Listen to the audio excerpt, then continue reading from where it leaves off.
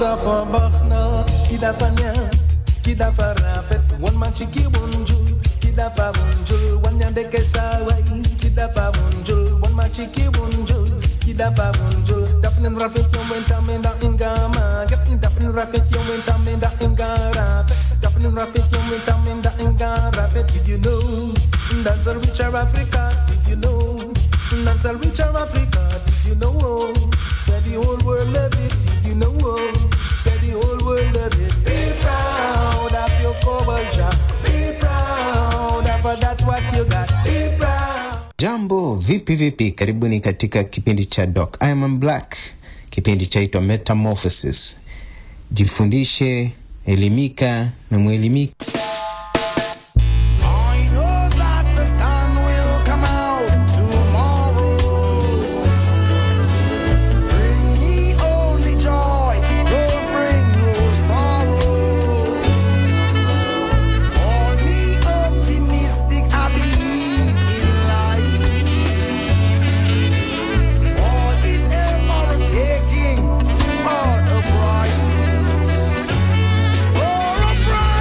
Yeah.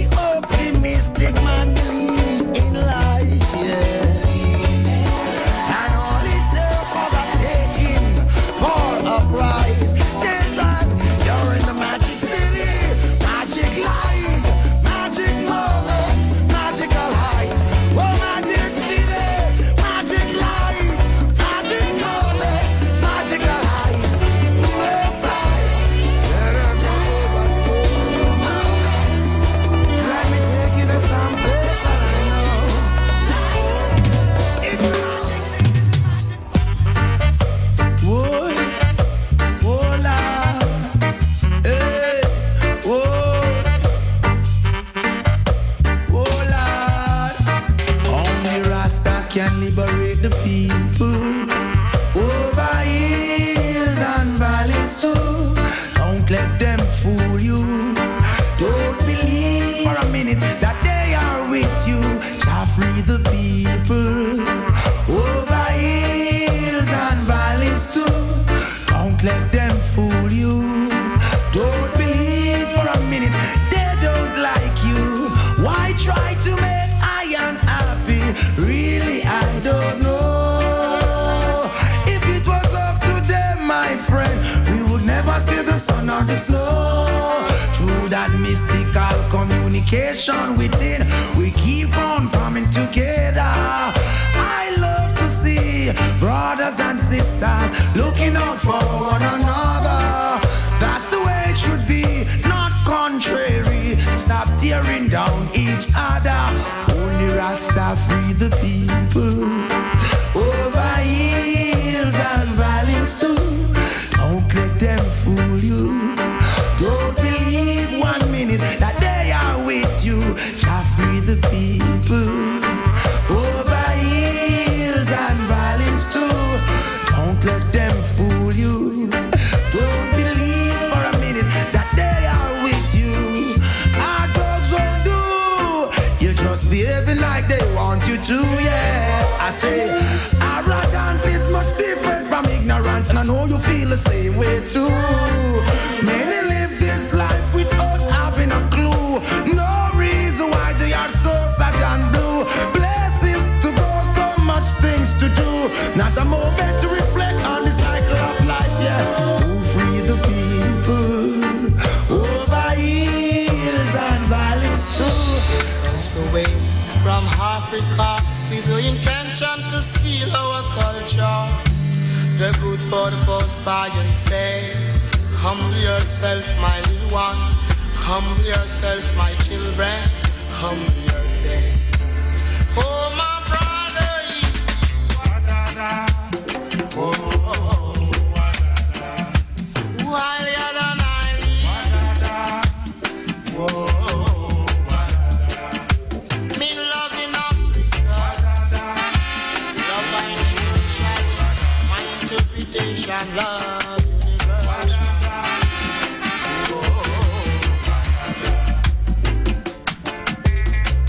Love in Africa.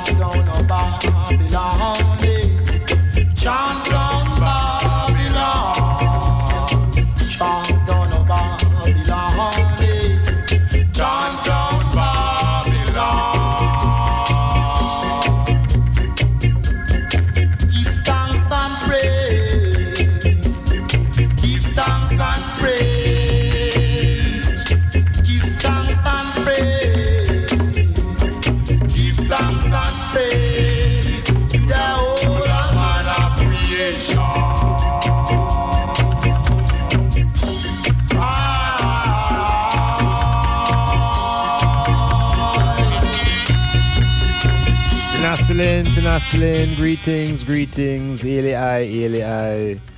The atmosphere from radiating out of Kingston, St. Andrew, specifically out of the National Stadium. The atmosphere and the vibrations are penetrating the world because a serious event and a major event occurred over the last 2 days. An event that many have been waiting on. And the many have been so many that people don't realize that it's not Jamaica was really the many. The many really came from out of the globe.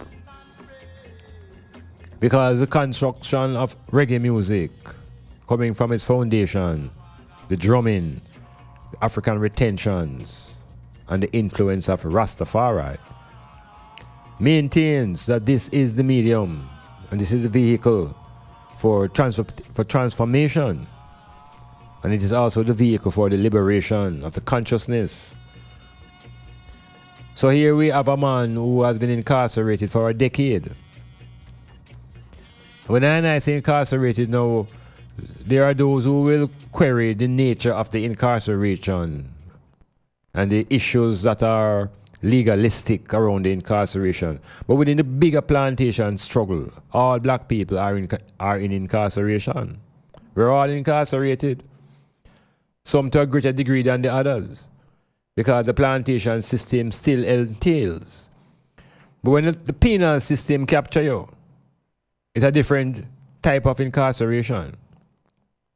Because not only is your physical structure captured, but the brain has been localized and centralized and limited and captured. So it is within that dimension now the struggle for survival takes place, and the struggle to maintain consciousness. And a 10-year period in the belly of a white penal system is hell. Black man know that. It is hell on earth. So when a one go through that and come out, remember, a decade is not a little bit of time for an individual to be isolated from foundation and from community and from relations. Nelson Mandela was in there for 2.5 decades, going 3 decades. Black man been undergoing a whole heap of pressure, When you look across the globe historically, these penal systems set up in the Western world is there to crucify black people. And in this crucifixion now, whenever one and one resurrect themselves, you have to give that one whole heap of kudos. You have to give them ratings. Because to survive alone is skill. But to hold on to your philosophy, to hold on to your philosophy, and we're talking about Rastafari now, becomes a foundation in the mentality to survive. And so there is a great celebration by many who understand the bigger plantation struggle. There are those who are at the top who seem to have more critical, negative things to say about the case and the penal system and what was guilty and who must apologize to what and rah. But you see, the people at the belly, this is the first time the National Stadium have been full beyond capacity. And there's no reggae boys. And there's no athletics. It's a culture manifesting through music and driven by Rastafari. Never ever being put to the front, It's always describing the thing without giving Rastafari the full credit. So, the Buju Banton concert is a milestone in the journey of black people and the journey within the industry of music and the journey of reggae. Because out in the industry for the last 10 years, it has been lacking. It has been lacking a sort of presence. That we're not looking for any salvation or any savior. But the difference is that it may influence the youths who are on the up and coming.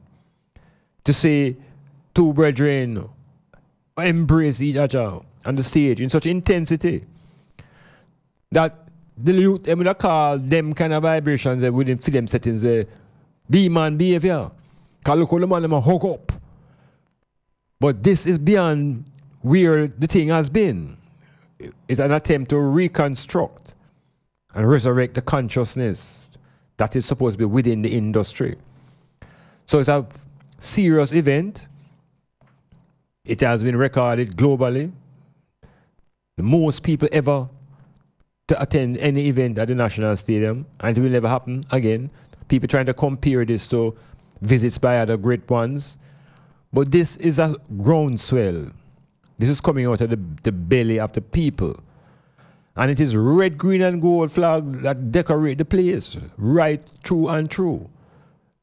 So there's no way you can avoid this presence.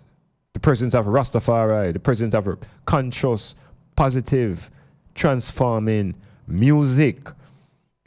So it's not a matter anymore for move away now from the DB bad mind tune. And the tune will tell you about your dumpling and butter.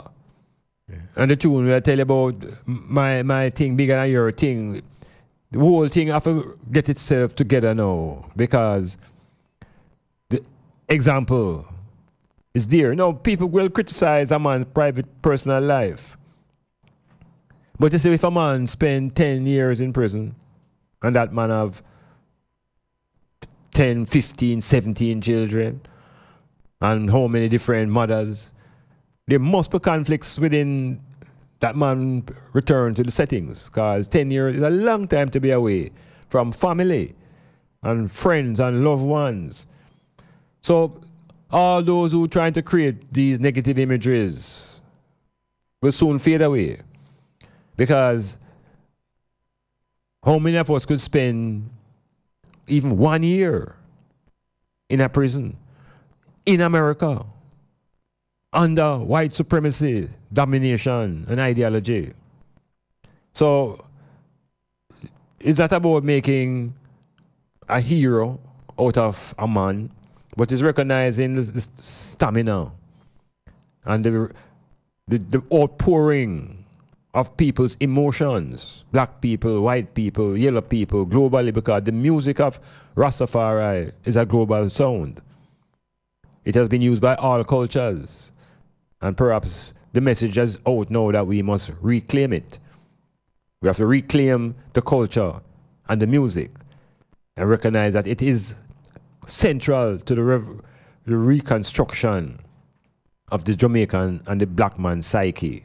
It is our power. It's just that those who are in governance don't seem to connect. Because an event like that, like this, should not be held at a football stadium. They should be somewhere in the island that to hold 50,000 people for entertainment. Different issue. Hail up the Donovan Jermaine, Penthouse, and all those who are responsible for that event.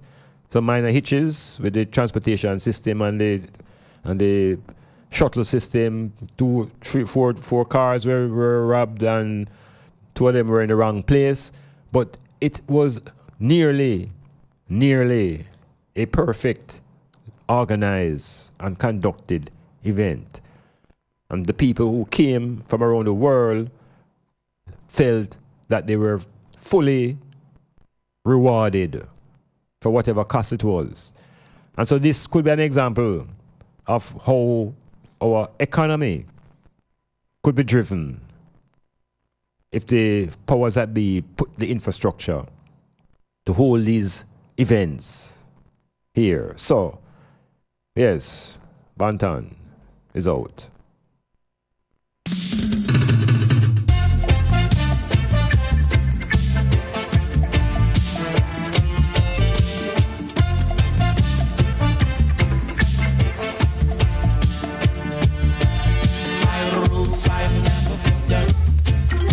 I always remember the road I traveled.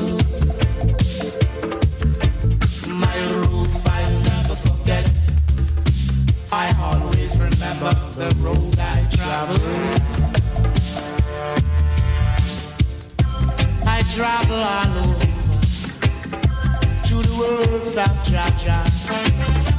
One thing I know for sure,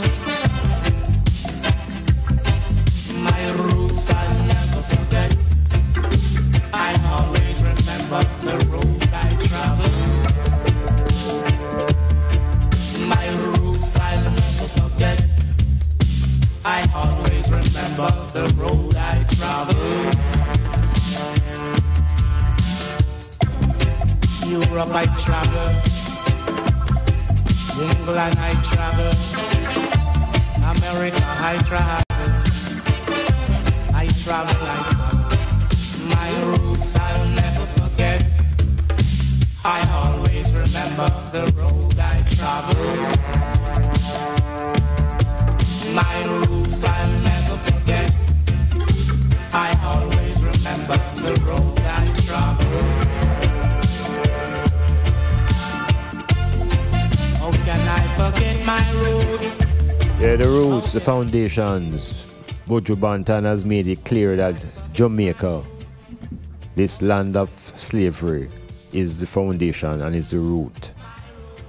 And this is where he gets his inspiration from, and this is where the people demonstrate their true emotional responses that are what we call love for the artist, you know. So we have heroes in our spaces. There are heroes in religion, there are heroes in war, there are heroes in the movies, and there are heroes that are created in the entertainment industry. And within the entertainment industry, you know, rebel music, Rastafari music has been a cutting edge for the liberation of the conscious mind. And so those who are writing songs now realizing you don't have to be doing slackness and saying all kind of things to get attention.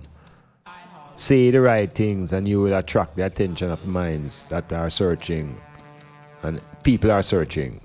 People are asking questions. People are wondering. And much like wondering now, I'll just segue into an event that has happened a couple of days ago.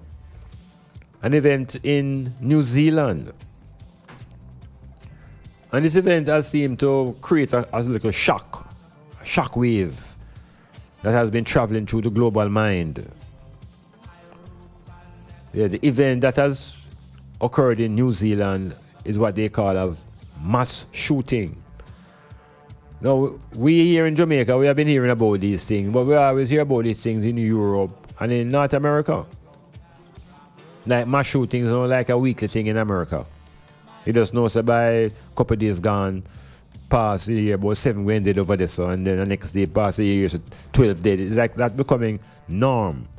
And I have to speak to the issue of whether there are some things called new norms being established. But to the point,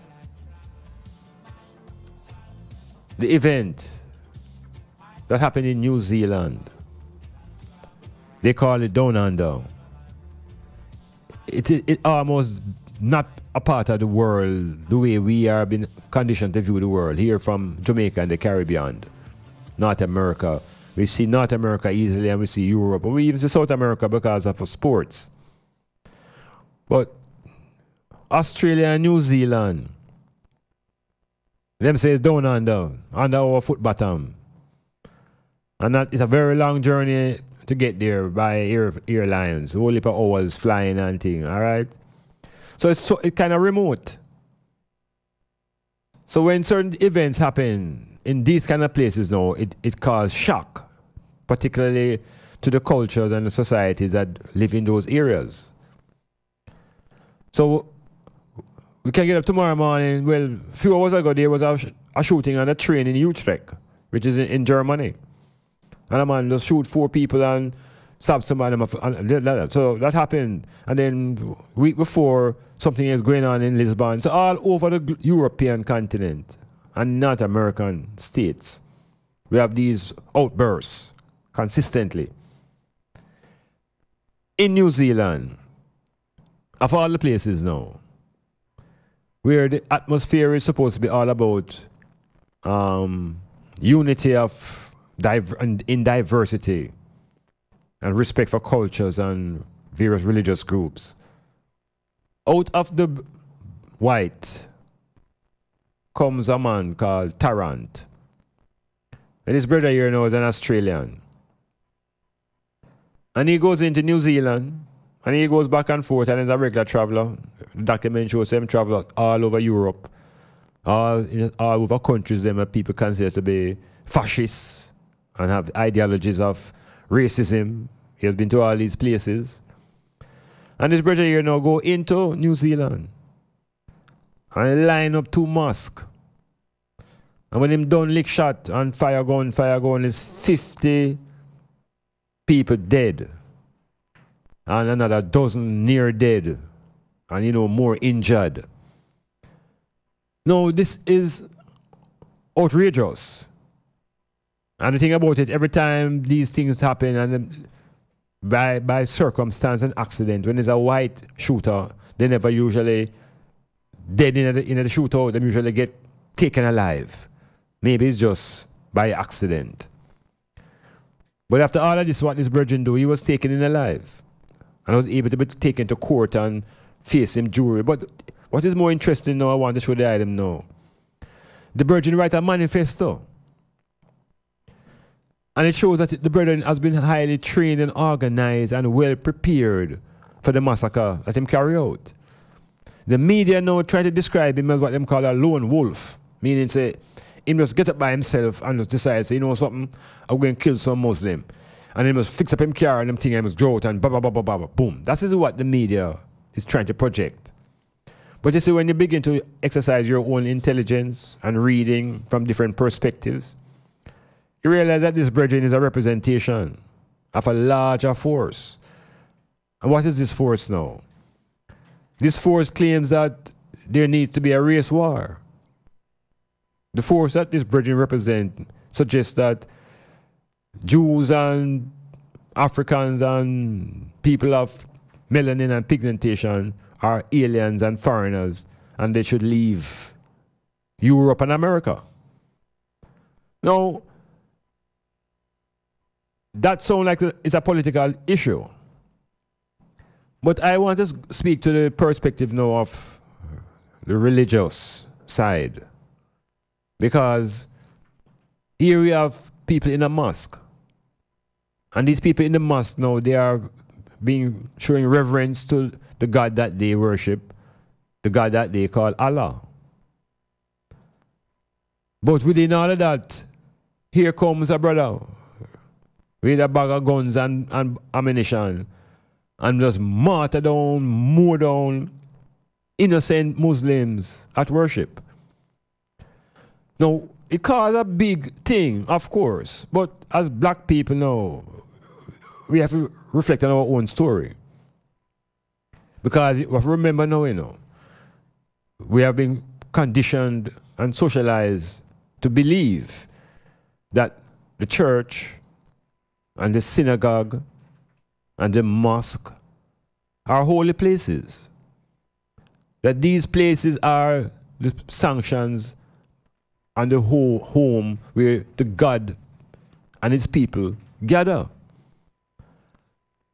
Now, this event in New Zealand shouldn't shock black people, because you see, within our own story now, we just have to reflect on our journey coming through North America.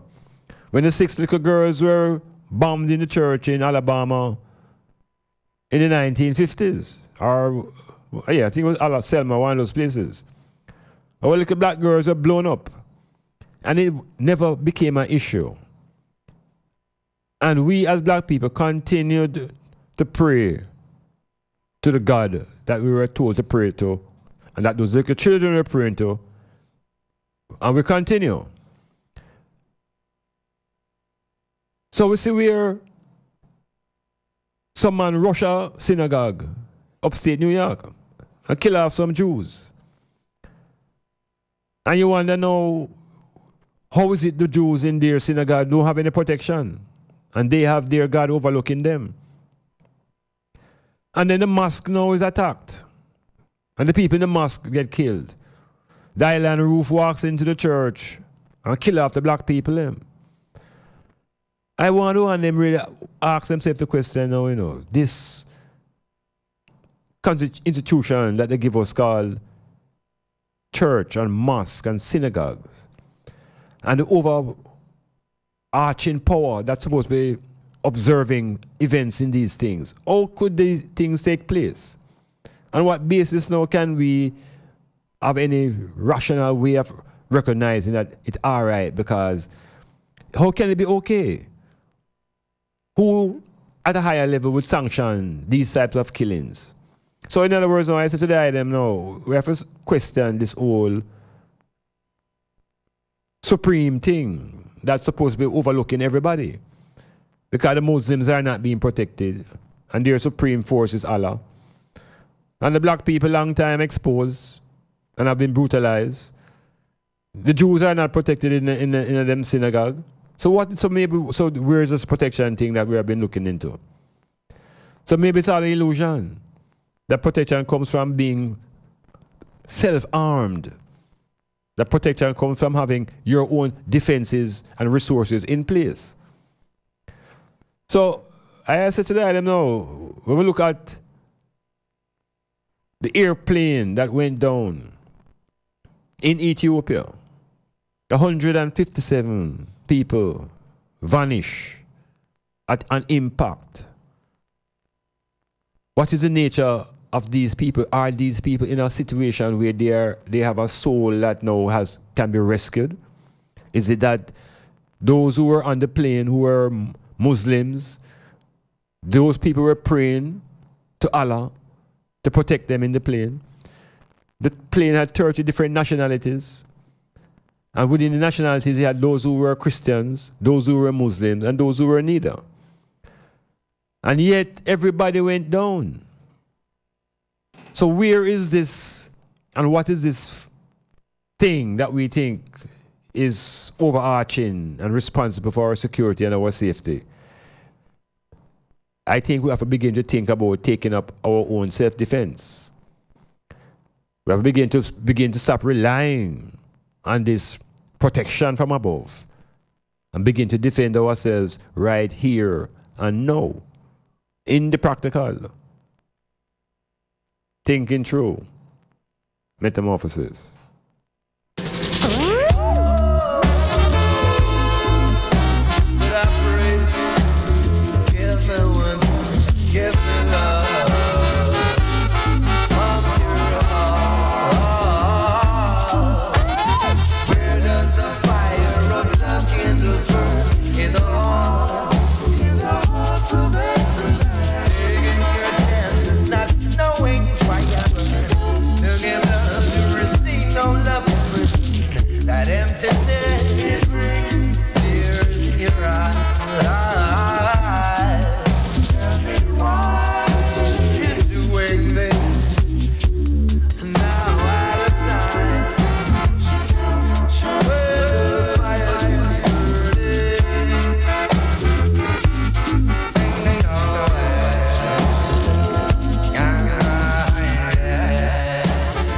So the WhatsApp is up and running. And Kevin is in Tampa, Florida. Kevin say, all black men that lock up innocently, if they don't die in prison, they return 10 times stronger. You know, this is the prison penal system in the plantation America. Unfortunately, no, it's a place where enough time is there, the black man them actually wake up to them consciousness and become aware of a whole heap of things. And I am attributing that mainly to the fact that being incarcerated means there is no real freedom of movement per se. So if you stay in one place, you end up getting involved in reading. Because even Buju Banton now has a master's degree. Yeah, if him probably was out here, he wouldn't have that time and attitude to pursue that. And it is out here for everybody to pursue. But it's when him get locked down. And for 10 years, him going to be in one place. You better do something to keep yourself sane.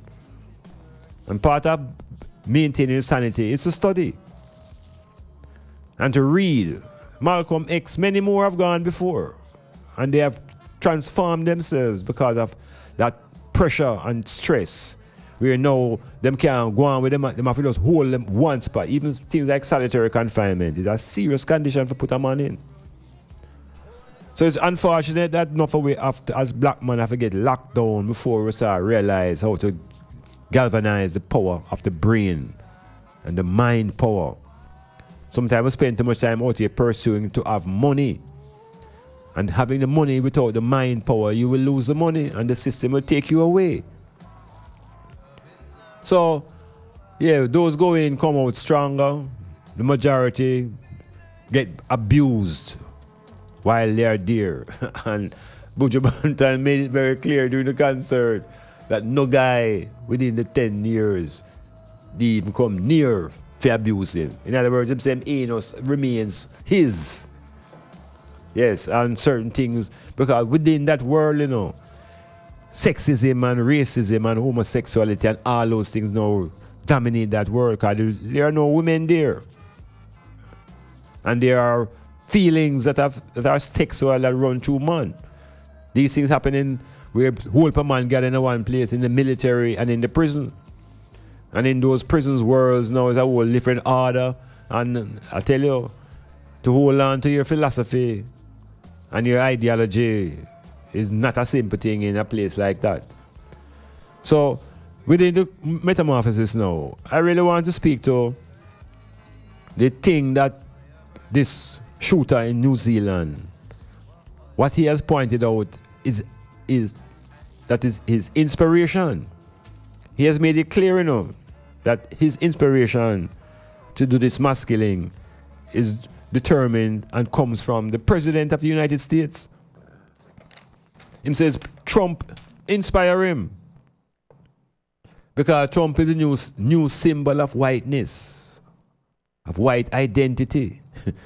No, it's not Trump cause him to shoot the people, you know. But it's the ideology, you know, and ideas motivate people. And it is individuals now who promote and spread ideas and ideologies. So to try to get a better understanding of what is it that is driving these type of behaviors and the argument, I want to open a little reasoning and a discussion on certain ideas and concepts. The first one is racism. Because in Jamaica, hardly anybody here grows up with any knowledge of what racism is. I know as a youth, I never know it until I got to live in North America, when white people talk about them and you people, and you have to ask the question, what do you mean by you people? Because you think all people is one people. It's when you go to those places now you start realizing, no, something is different in the perception and the behavior. So, we have to begin to, it's like, slow down a little bit. Or not, John? Live and direct. You know what live and direct mean? Mean live and direct. So here I want you all to do something for me, right?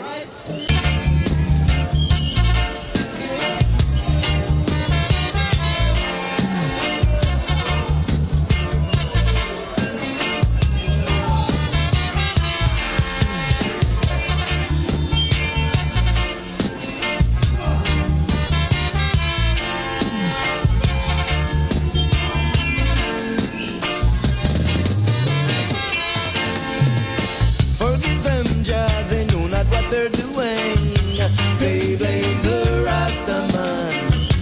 They blame the Rastaman. It doesn't matter what the Rastaman say.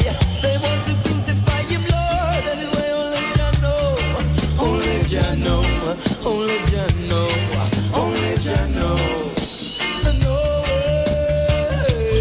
No way was it guilty, this Rastaman. No way. Rastaman, rock it.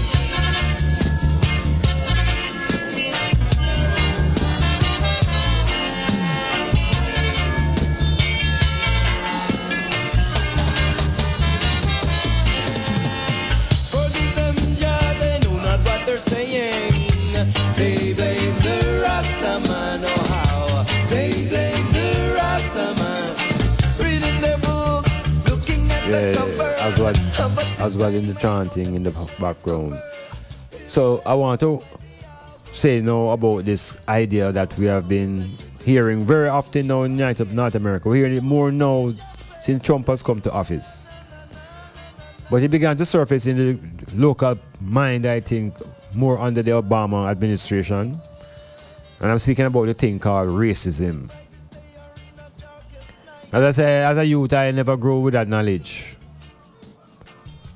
I went to school, both primary and secondary, and never even did hear the word. Never heard the word racist, never heard the word racism. The word that I heard in Jamaica coming through was a term that them call class.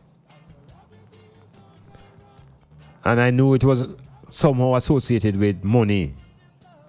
Later on I learned that it was also associated with education.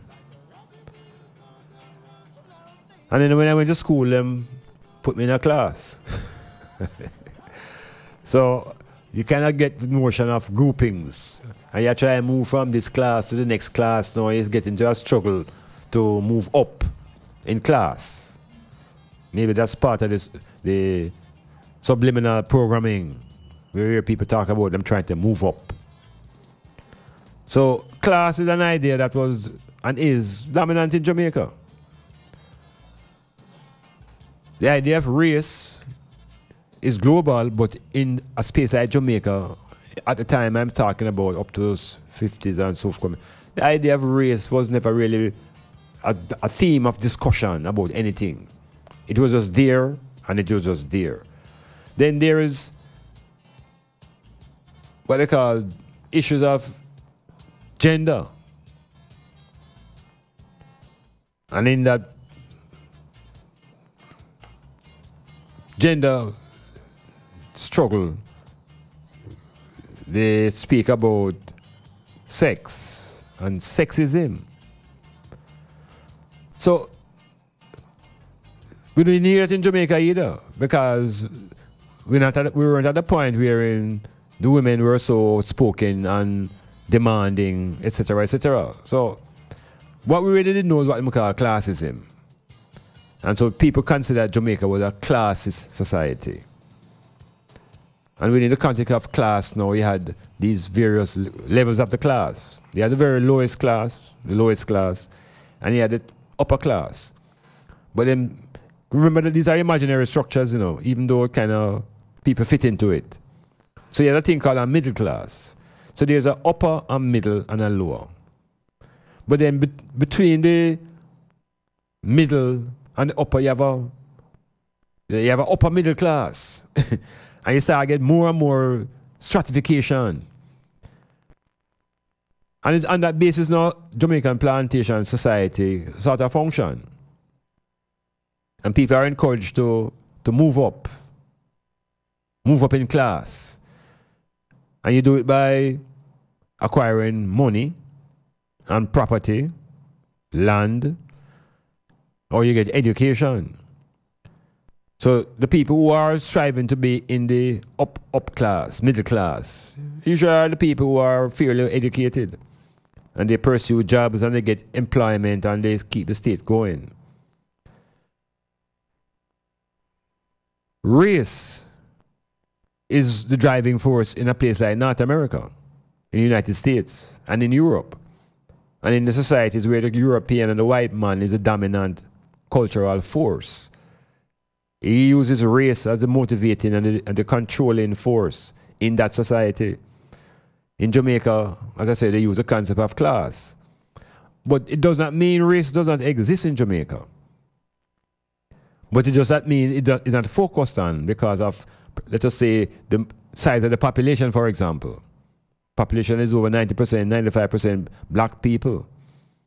It would be unwise for a small white group try to run the country on the basis of race up front. But they can't separate it because they have an ideology now that is what is called racism. But what is this ism? So the first thing I want them to do now, is have a definition and a clarity of what the word ism mean. Because as a youth now, Rasta, we tell us boy, Rasta man, they would know for my ism and schism, Yeah, man, and Rasta man, I will tell you, we don't know ism. What is a ism? What is ISM? I want them look up that. Because one of the ways to understand what racism is first of all understanding what ism mean. Ism is a suffix. We're going into the language construction now. We want to get the better way to understand what this thing means. Because it is causing an international movement. It has created an international movement driven by racism. And it is the black people who are the victims now and are going to be at the beating end stick of this ideology. So some clarity will help. And then we can look around and see if these things exist in our Jamaican space, or is it just an American thing, or is it only where white people are? Does racism exist in Jamaica? So we get to the point wherein ism must be defined.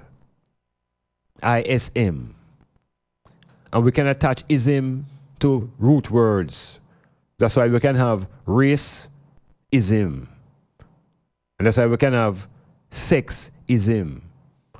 And we can go into other aspects of life and talk about socialism. We can talk about within economics and politics, capitalism.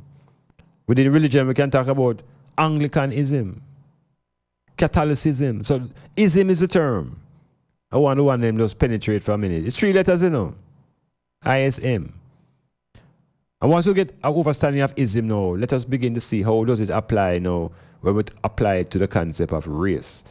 And there are those who are trying to insist that race don't exist. Yet racism is there.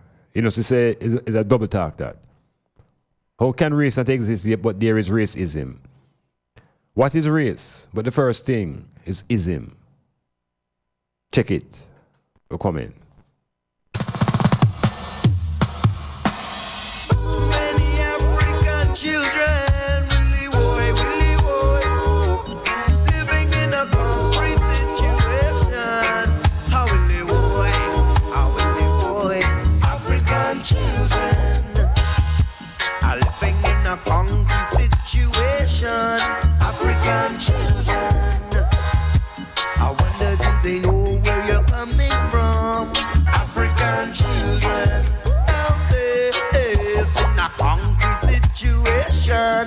African children, I wonder do they know where you're coming from? The whole of the nation living in these tenements,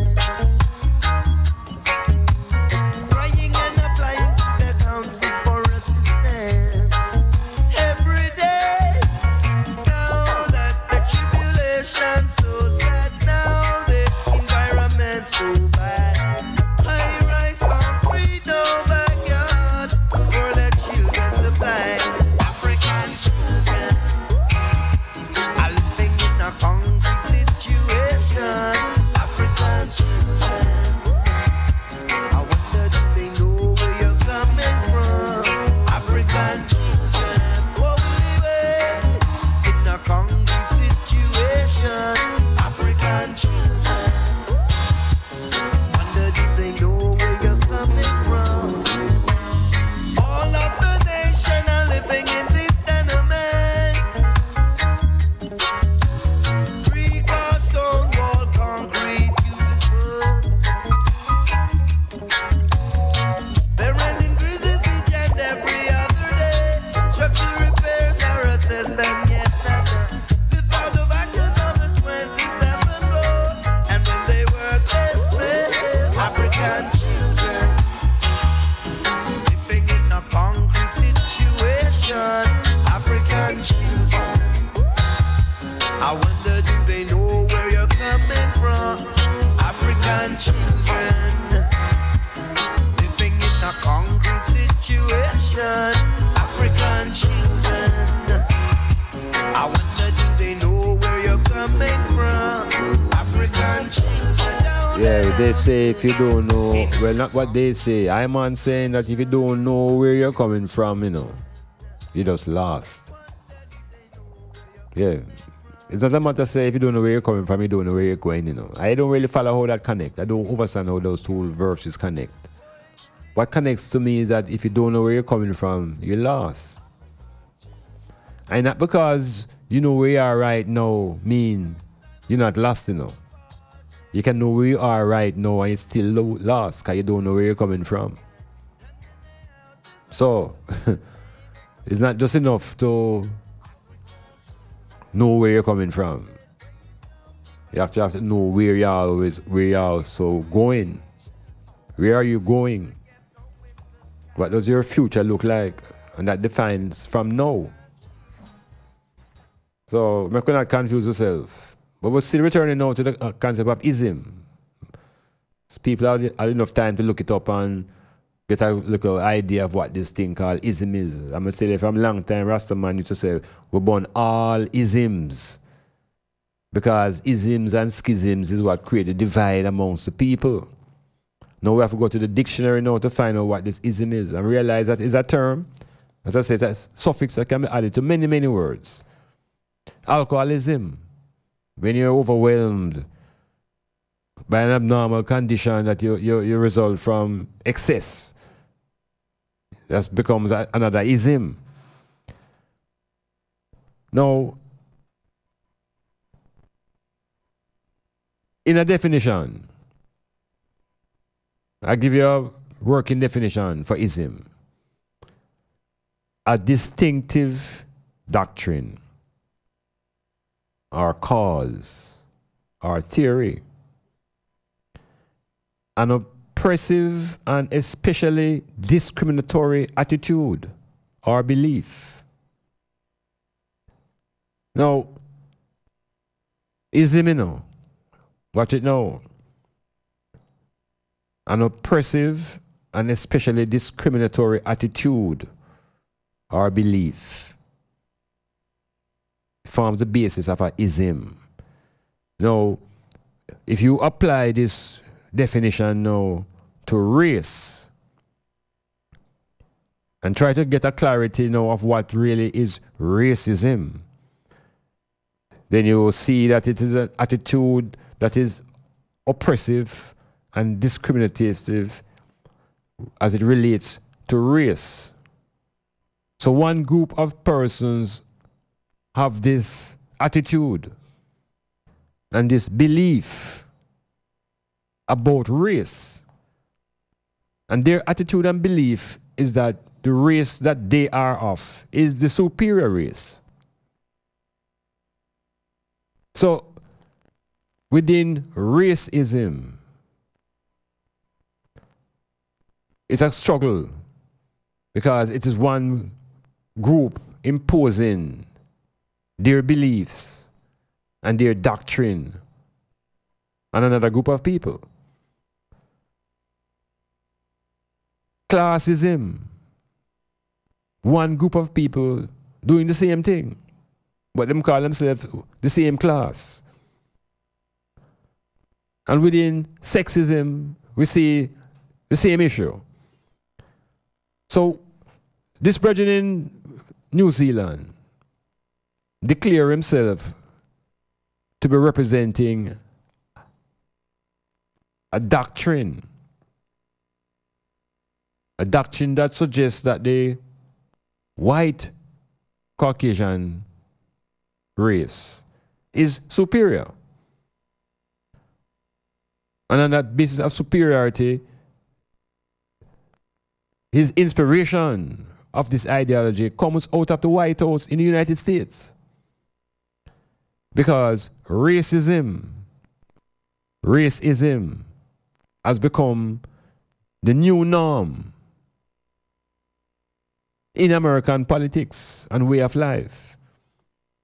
And this ism is grounded in a set of beliefs that the black people are inferior, that the black people are invaders, and that they are aliens to the United States and alien to Europe, and that they should go back where them come from.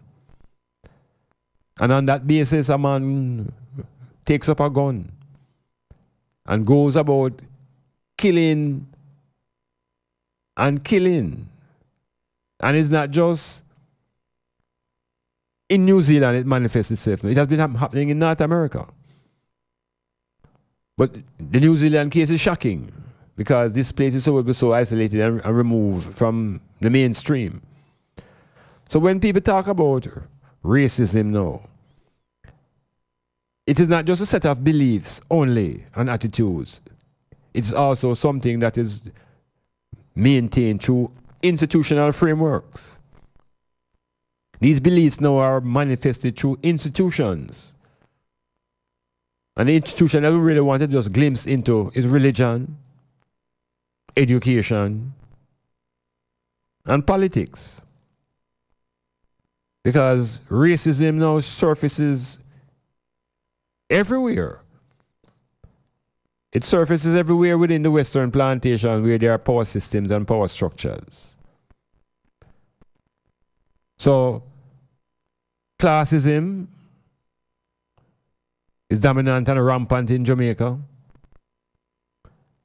What the Jamaican people will find that as they achieve them economic and educational status and begin to rise in the class status, there's a certain ceiling.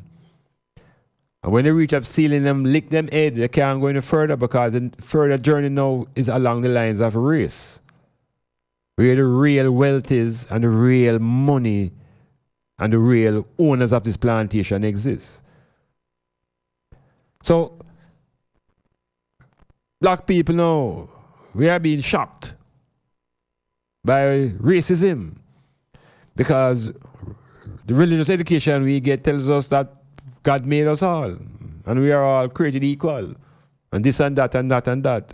But there are some shocks and the shocks are being exposed because the leadership in the White House has become the symbol, as this brethren in New Zealand say, the symbol of white identity. They're calling themselves by definition ethno-nationalists. So we better pay attention. This is Styles FM. Planning a party, club night out, stage show, a gospel concert, or even a business sales event? Let Styles FM be a part of your promoting tool. Take advantage of our low price promotion packages with commercials, interviews, giveaways, reviews, and much more. We have special offers when you mix and match and bundle your options. Contact us at 876-286-9216 or 439-5160. Styles FM for the most effective way to exploit your marketing dollar. For the best quality in sound reinforcement and backlining, Native Audio. We have professional engineers with over 20 years of experience. So call us and we'll take care of your parties, wedding receptions, barbecues, conferences, and small stage shows. Crystal clear sound, Native Audio. Our prices are the best. Call us at 871-5212. That's 871-5212. Native Audio. We make your events audible. Business operators, local and overseas. This announcement is for you. Styles FM is an internationally known radio network with worldwide listeners in over 120 countries. From our studio in Port Antonio, Jamaica, to the ears of the people in your community, our listeners can be your new customers. Styles FM is an economical, efficient, and effective advertising option for your business. No matter the size of your business, there's always growth potential. Styles FM provides the customer reach needed to realize that upward movement. So procrastinate no more. Advertising is a must. For more details on how to advertise with Styles FM, visit www.stylesfm.com or email info@stylesfm.com or call us on 876-518-2399. Styles FM, the world listens. Architects, draftsmen, and surveyors, get your drawings printed in high-quality professional standards. We can satisfy your printing needs. Whether it is for presentation to your clients or for submitting building and subdivision application, make it VJ Printing Services. Whether drawing by hand or with computer-aided softwares, we will plot your negatives and print the copies as you need. We do high-quality white paper printing that is water-resistant and never fades, unlike traditional blueprint. For more information, call VJ Printing at 893-2266. Guess what? Styles FM has a new business number for you to call, text, and now WhatsApp. 518-2399. To advertise your business and events, call, text, or WhatsApp us on 518-2399. 518-2399. Don't forget, 518-2399. Clifford Guest House, sponsor of Metamorphosis on Monday nights from 9 p.m. to 12 midnight with Dr. Iman Black. Located at 15 Queen Street, Port Antonio, that's Titchfield Hill, they offer accommodation for up to 1 month. Call them at 285-0610 for more information.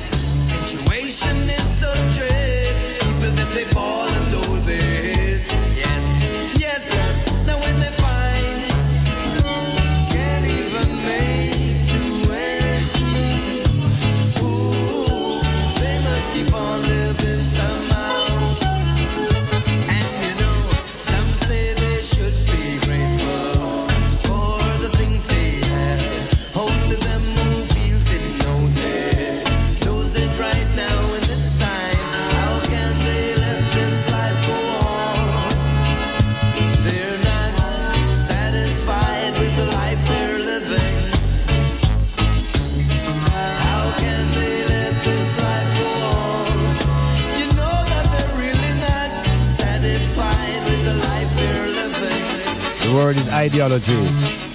The word is ideology. IDEOLOGY. Look up that along with the previous term that we asked you to look up. Ideology. This is what is the driving force, behind much of the behavior that we see in the world, political and otherwise. So what is your ideology? What is your political ideology? What is your religious ideology? What is your psychological? So ideology is a term that we need to become familiar with. And as I said to them now within this dispensation, everybody have a thing in them hand, them phone or something, and them kind of type in the word and the meaning jumps up. An ideology, a system of ideas and ideals, especially ones which form the basis of your economic and political theory and policy and ideology. So if you go over the term ideology now, I would think about a racist ideology. You begin to get a clearer picture of what is happening around us. Because racism is on the rise. Obviously, you hear it in the media. But what is a racist ideology? And it is this ideology that has driven this brethren and many more like him to commit these mass killings against people of pigmentation, people of melanin. And this racism is a very serious kind of virus, It is deadly. And the thing about it now is not just a white man thing, racism. It's a set of beliefs that one race holds within its view of another. So even within the Jamaican plantation society, the Chinese don't view the black people in the great amount of respect. There is racism there. There's racism. And you see it in the behavior when you go into some of them enterprises and you go downtown Kingston and you see the attitude. Because they hold a belief along the lines of race that the black people generally are subhuman. That the black people generally are not civilized, not developed, they are still barbaric. They hold all of these beliefs and attitudes. And so it manifests it in their behavior. So racism is not something that is normal in Jamaica to speak about and observe. It's when you drop to North America and you realize in certain places you can't go just because you're black. And then you begin to realize that being black is becoming a handicap. And you have to begin to question yourself and your own blackness. You don't do that here in Jamaica. Because you see people around you who look like you who are trying to escape that look. So, racism. And then you have the racist. The racist now is the individual within the system. And the individual now don't have to have any amount of personal power.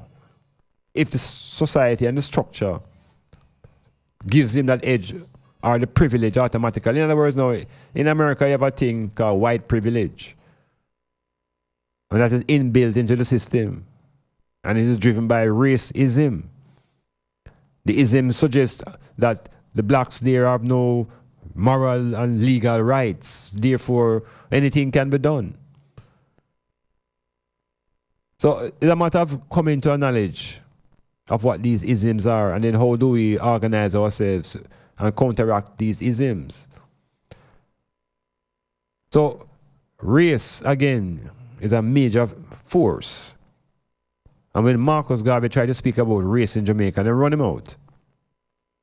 Because it's a very emotional and volatile sphere of our existence, you know. It is a definitive part of our being, our race. You're born into the race. You're not something you adapt. You can't adapt the race that you're into. You're born into it. So racism becomes a force now used by European people to get advantages, take advantages, and it also subject people who are not European, not American, to conditions that are not fair. So you talk about justice and injustice.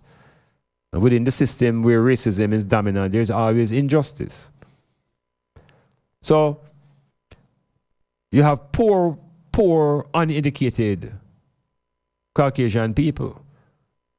So they have no financial power, no educational power, but they are racist because they see the society around them gives them the advantage.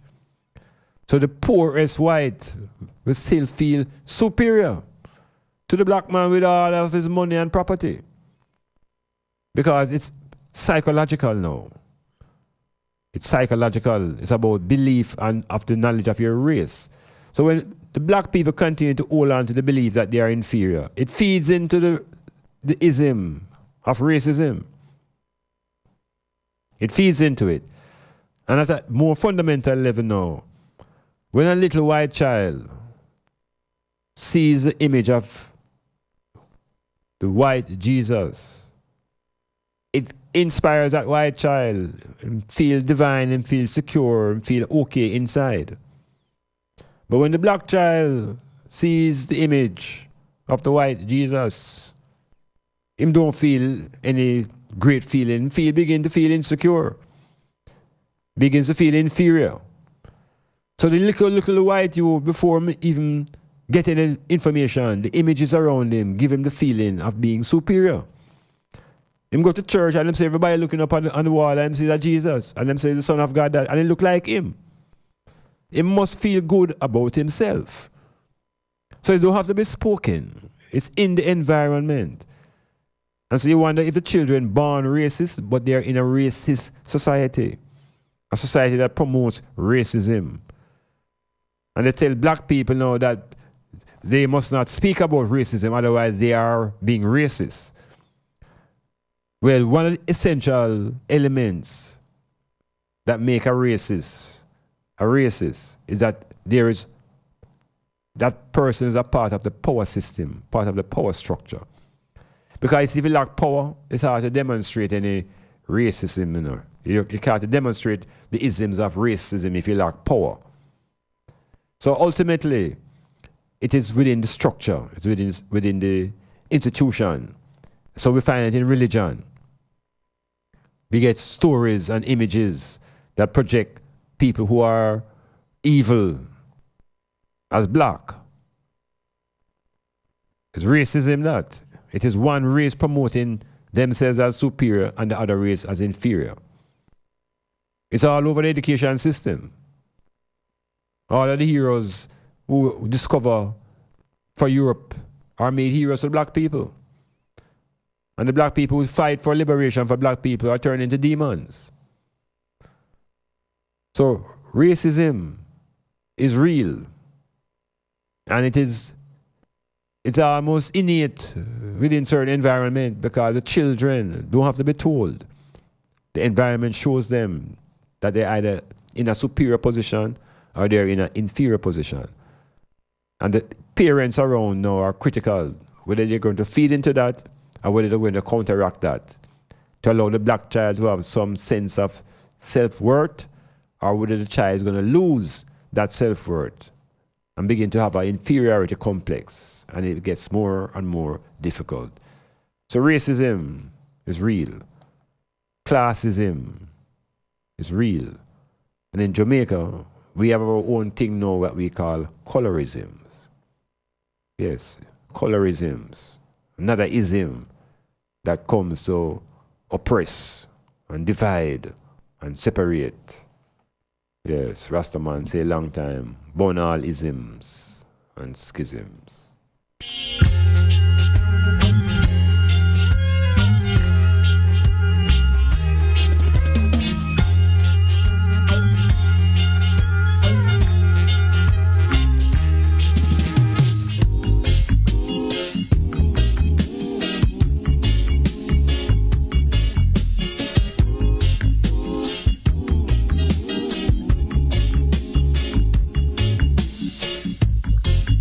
If it's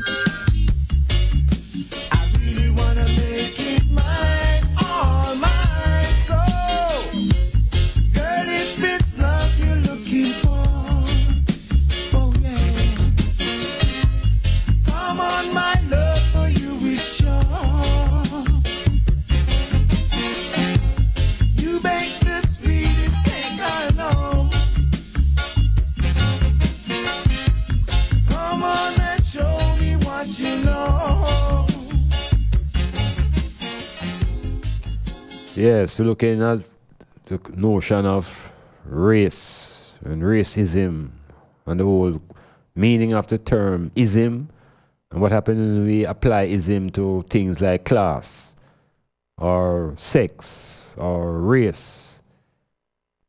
Yeah, the isms. And it takes us to understanding what an ideology is. Because it's not much different in terms of an ism. And an ideology is not different from the ism in terms of its definition. It's a collection, a set of beliefs or principles, especially on which a political system or a political party or a political organization is based. Now, these principles, these beliefs, when the ideology is racist, the set of beliefs are racist. And racist beliefs now relate to how one group of people view the other group along the lines of race. And in North America, the racist belief is that the white race and the Caucasian people are the superior. The Europeans took it to the earlier level within Hitler. Hitler declaring that the Aryan race is the master race. That's where the whole thing really coming from within the Europeans, the white people. It is Hitler who break away from the rest of the European tribes and define the German Aryans as the supreme, the master race. And eventually he was kind of subdued, but the ideology of the white European as a master race never died. That ideology was shipped right across the Atlantic into America. And the Americans hold on to the ideology of being white supremacy. This is where the whole notion of being supreme as Caucasian people come from. So racism becomes natural to those who embrace the ideology of being a supremacist. So this brethren now again, who goes into New Zealand and do him thing amongst the Muslims, slaughter them mercilessly, and claiming that it is inspiration comes from the new symbol of white identity, the President of the United States, Donald Trump, and the glorification of Nazism and fascism as political systems. And there's an attempt to really bring this system into what is called the now. So black people now, when we observe what going on, we can't wait for the ABC and the NNC and them people ever tell we what we think, If we begin to do some of our own assessments, our own analysis, and realize that racism is almost inbuilt where these Europeans and Americans gather. They have their struggles of class amongst themselves now. Because white people have them class structure.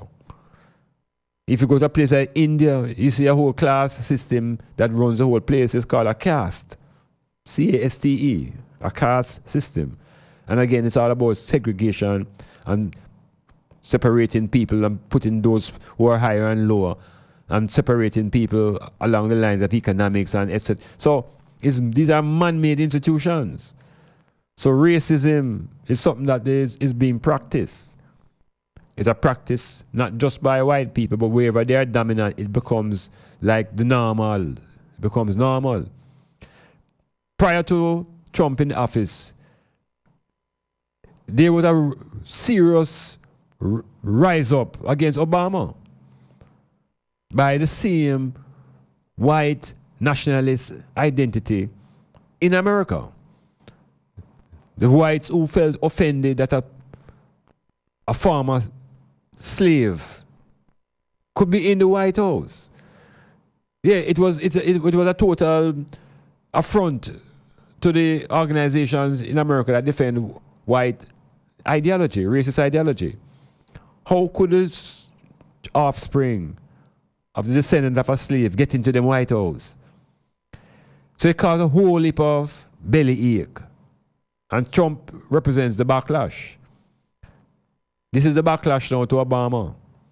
And so when black people thought that they were going to be celebrating a black man in the White House, a man whose hands were tied, because the racist culture of America would never allow a president to cater to black people. That don't make any sense. But the symbols were there, particularly with the wife. And now that they are both gone, it's like the clan has returned with a venom. And what was once called polite society has now become crude. And racism that was usually covered has now become exposed. And black people have suddenly have to wake up to the fantasy of living amongst white people, and everything will be just so hunky-dory because of the love. There is no love in a racist ideology for black people, and there never will. It's about black people recognizing the political, economic conditions and transform some of that energy to inward development of your own psyche. Do like what our brothers who are incarcerated have to do. Begin to study. Study science, study philosophy, study, make a transform yourself. Metamorphosis.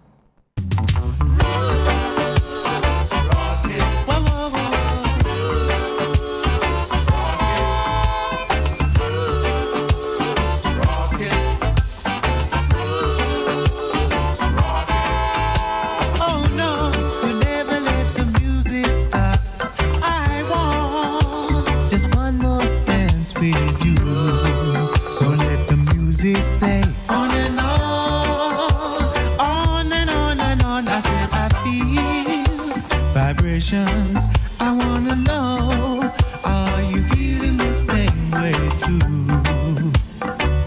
Oh, little moment, are you? It's so nice. I wanna feel the same thing twice. It's so nice. I wanna feel the same thing twice.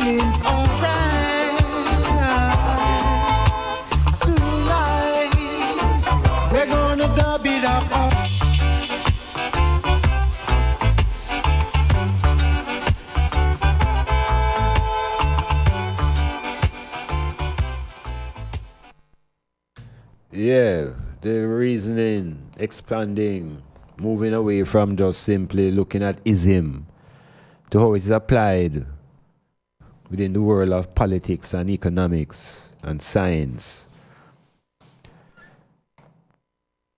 Ageism is an ism that is also destructive, and it relates, I think, more within the world of, it's easy to see in the world of sports, in a place like Jamaica, where when you get to a certain age, people think that certain things cannot be done again, and there's a set of beliefs that come together now when you reach a certain age. And in a Jamaica, no in particular, no, when an athlete or a sportsman gets into the middle 20s, yeah, people want to tell them same old, you know. Yeah, man, you're the whole guy, you know, and you first retire, and low youth to come. So, that same man in Jamaica, or that same sports person in Jamaica who we call him old, at the international level has just reached maturity. For example, a 25-year-old football player in the world just a reach man in the game, you know. Just a reach man. In Jamaica now, we start call a player 25 old. And so you hard to find a 30-year-old playing football in Jamaica at any serious level, because we have this ism now where we're fighting against age. I see it reflected also in the West Indies cricket team years ago, where the society and the system almost force certain players to retire, though they are still functioning, because after a certain age them reach. And when they reach into other societies, those ages of players are still working and still playing. So it's the isms, we have to begin to examine all isms. Yeah, we can't just accept an ism just because it is put on us. So you're in the Roman Catholic, into the church, and them tell you about the Catholicism. Catholicism. It have its own set of beliefs and arguments to maintain and control. The Anglicans come with their ism, and you realize it's a term. It's a term that is used out of the English language, and we have to know the language and what it really means when we go into these isms. There's also the attempt now to get Rastafari to be drafted up under ism. And you hear academic world talk about Rastafarianism. Rastaman, we don't know ism, you know. No ism with no organizing. Nobody come ism up Rasta. Because once you become an ism, you say it become a schism. Once there is an ism, there's a sort of oppression. And a sort of intent on control and domination. So the language is critical.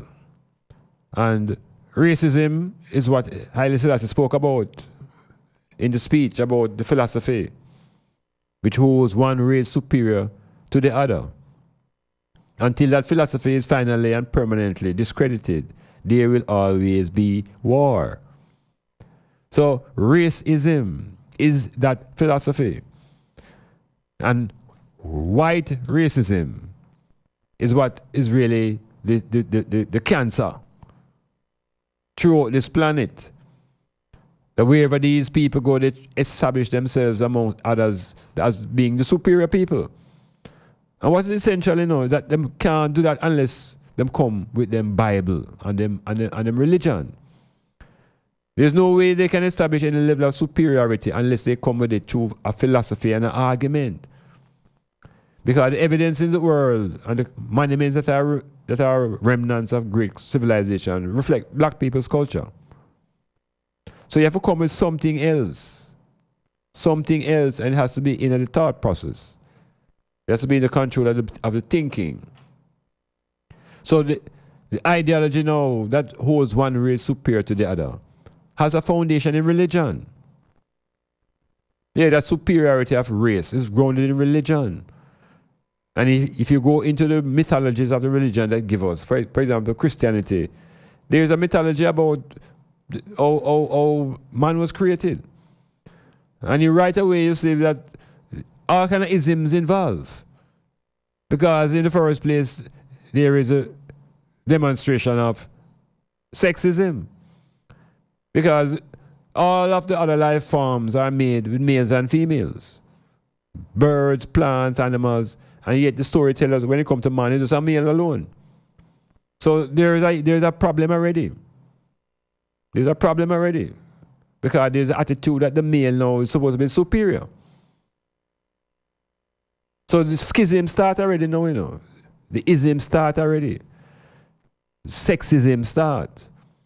And the what you call that male attitude begins because the story tells the man that him come first. And she come after now, she's second, and second is inferior to one. And the whole ideology of domination and oppression is planted right there.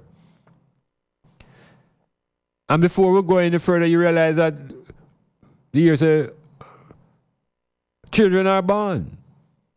But one is beginning to feel discrimination because prejudice surfaces.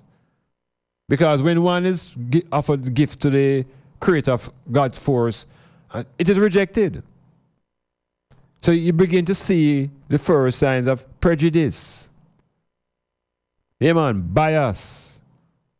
And these things lead to confrontation and conflict. And if you follow the mythology, one brother kill the other. It's isms, you know. It's isms cause them thing there. It's isms. So within them mythology there, them planting these isms. And ultimately you hear about races now. And then one race of people now is chosen over the other race. Racism. I and as black people now must begin to shake off them constructions, those isms, and begin to look through it and look at the reality of our lives. Because religion hold it, the politics of it is isms, and it's just for I and I to let go some of them ism there. Let go the class ism. Yeah, let go the race ism. And they talk about political identity. Well, within black man's struggle, the objective was that part of the political identity should involve some form of black nationalism. But that again creates a problem if you begin to attach ism to national, because that is part of the problem today, where we have a set of people calling themselves ethno-nationalism. They're defending ethno-nationalism, which is another way of saying white domination. We have to be nationalists. We have to be black nationalists. We have to be careful how we identify the things that we want to operate under. And maybe that's why Garvey kind of gets stuck with this ism that they create around Garvey and Garvey isms. We should just be speaking about the philosophy of Marcus Garvey more than talk about any isms. Isms lead to schisms, metamorphosis.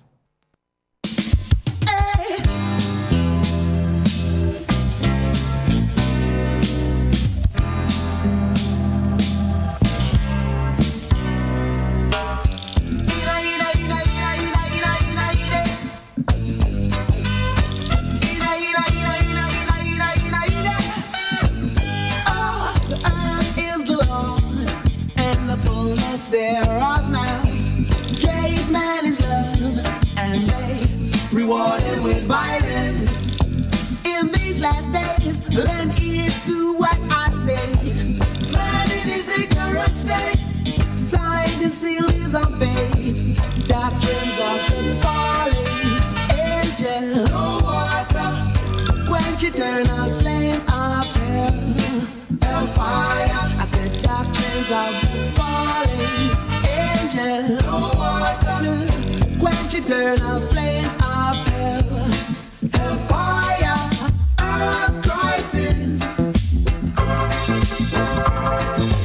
earth crisis, all this suffering, earth crisis, earth crisis. Whoa, misguided people don't seem to care, carry the sin.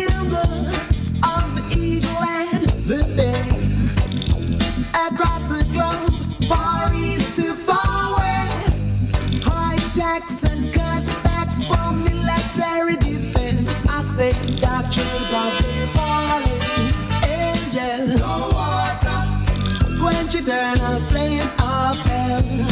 Hellfire, I said doctrines of the falling angels. No water, to quench eternal flames of hell.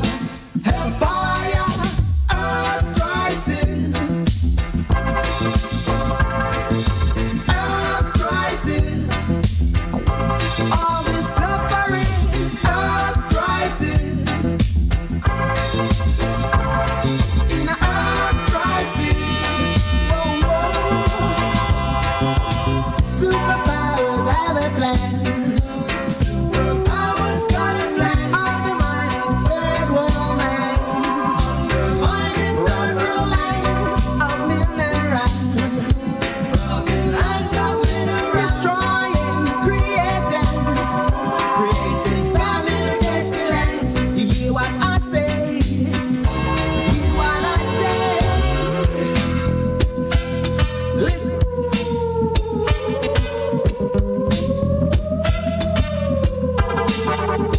Well, now earth is the Lord, and the fullness thereof now.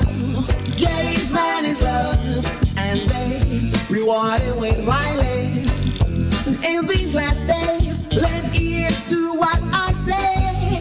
Man in his ignorant state has signed and sealed his own faith in this earth crisis. In a this time, yeah. Earth crisis. Crisis and crisis. Earth crisis. Your life in the hands just waiting to explode. Earth crisis. Touch of a button, fingertip control. Earth crisis. Hey, hardly surprising. Earth crisis. Jack in the rising. Earth crisis. All this suffering. Earth crisis. All this suffering. Earth crisis. All this suffering. Earth crisis. Earth crisis. Yeah, there's a crisis, serious crisis the earth is going through. And just within the context of politics and violence now, there's an ism that is on the rise. It's called ethno-nationalism. Ethno. Ethno refers to the ethnicity of the national group, and it's all about Caucasian, white people. They feel as though they are being threatened by immigrants and foreigners who are coming to take away and destroy their lifestyle. Within the realm of politics, they call them the right-wingers, because politics them have a spectrum, and there's right-wing and left-wing and center, and left of center, right and center. So them draft it up to have them idea of where people stand politically. So we find that this rise of ethno-nationalism is manifested and reflected by the leadership in the White House in the United States.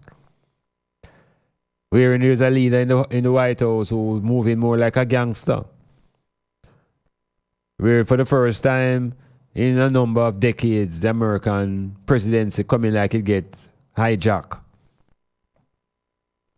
And it's no longer running as a political office, but running like an office that is always under investigation.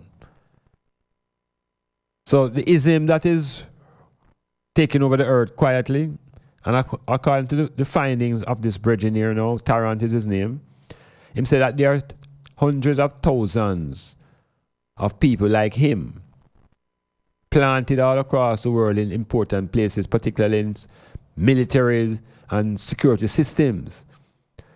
And they have a symbol now that them show where them want to tell you that they belong to the white supremacists. That finger signal that says it's okay. You know this, you know the one, you see it, Cassidy?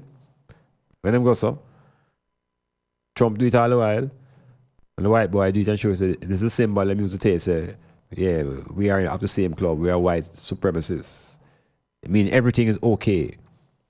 So them have them language, them have them sign language. So black people can't just sit down and go on as though we're going to be sitting ducks, waiting for these people to rise up and do what they want to do, It's now an opportunity to group up. And what this regime in the United States is doing is forcing other groups to come together amongst themselves. See, there's no more threat from Kim Jong-un, Kim Jong-un now is in the ascendancy. Because he's also threatening to resume his rocket launching again. And he has re-established a sense of, not re-established, he has established a sense of power within himself and within the globe. That the Americans must now have dialogue with him. So the whole thing about this military force that is rising, it's being driven by white, what they call now, supremacists. But people respond to them differently. The Oriental people have decided to unite and close ranks. The Koreans have closed ranks. The women are closing ranks. The Muslims are closing ranks. It is going to be the black people last to realize that we have to close ranks. But close ranks around what? Because we have so many things that separate us that it's becoming difficult to find something to unite us. But you see, what will unite us without a doubt is a common enemy. And the enemy is common, just as we refuse to look at the enemy. It's the same enemy that came into the continent and brought us out by force. That same enemy has a political umbrella. And the umbrella now is called ethno-nationalism. The political ideology is to remove black people from Europe and from North America by force, if necessary. Make conditions difficult to live in those places. So why not prepare yourself to make your movements to where you think you can live a better place? Because racism now will not get less now, It's going to be intensified. And I tell you, don't be surprised if the racists give Trump another 4 years. Because the military love him. And the people who benefiting from what him doing love him. And the white people who hated Obama to the guts love Trump. Like how Jesus loved these little children that used to come unto him. And now the Pope is in trouble. Metamorphosis.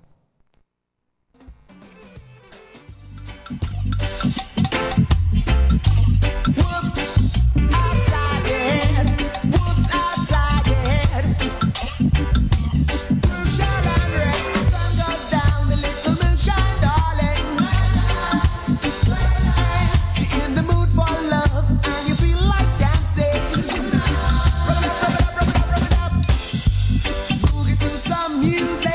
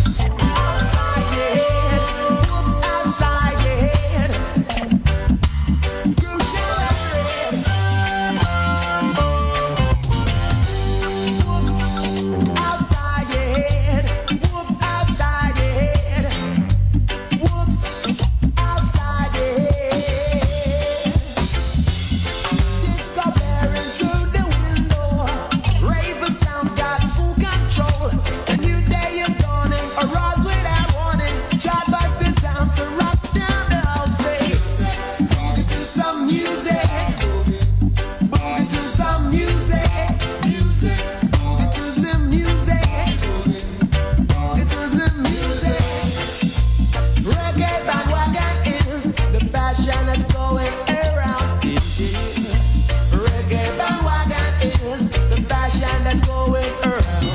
So when the sun goes down, little moonshine, darling.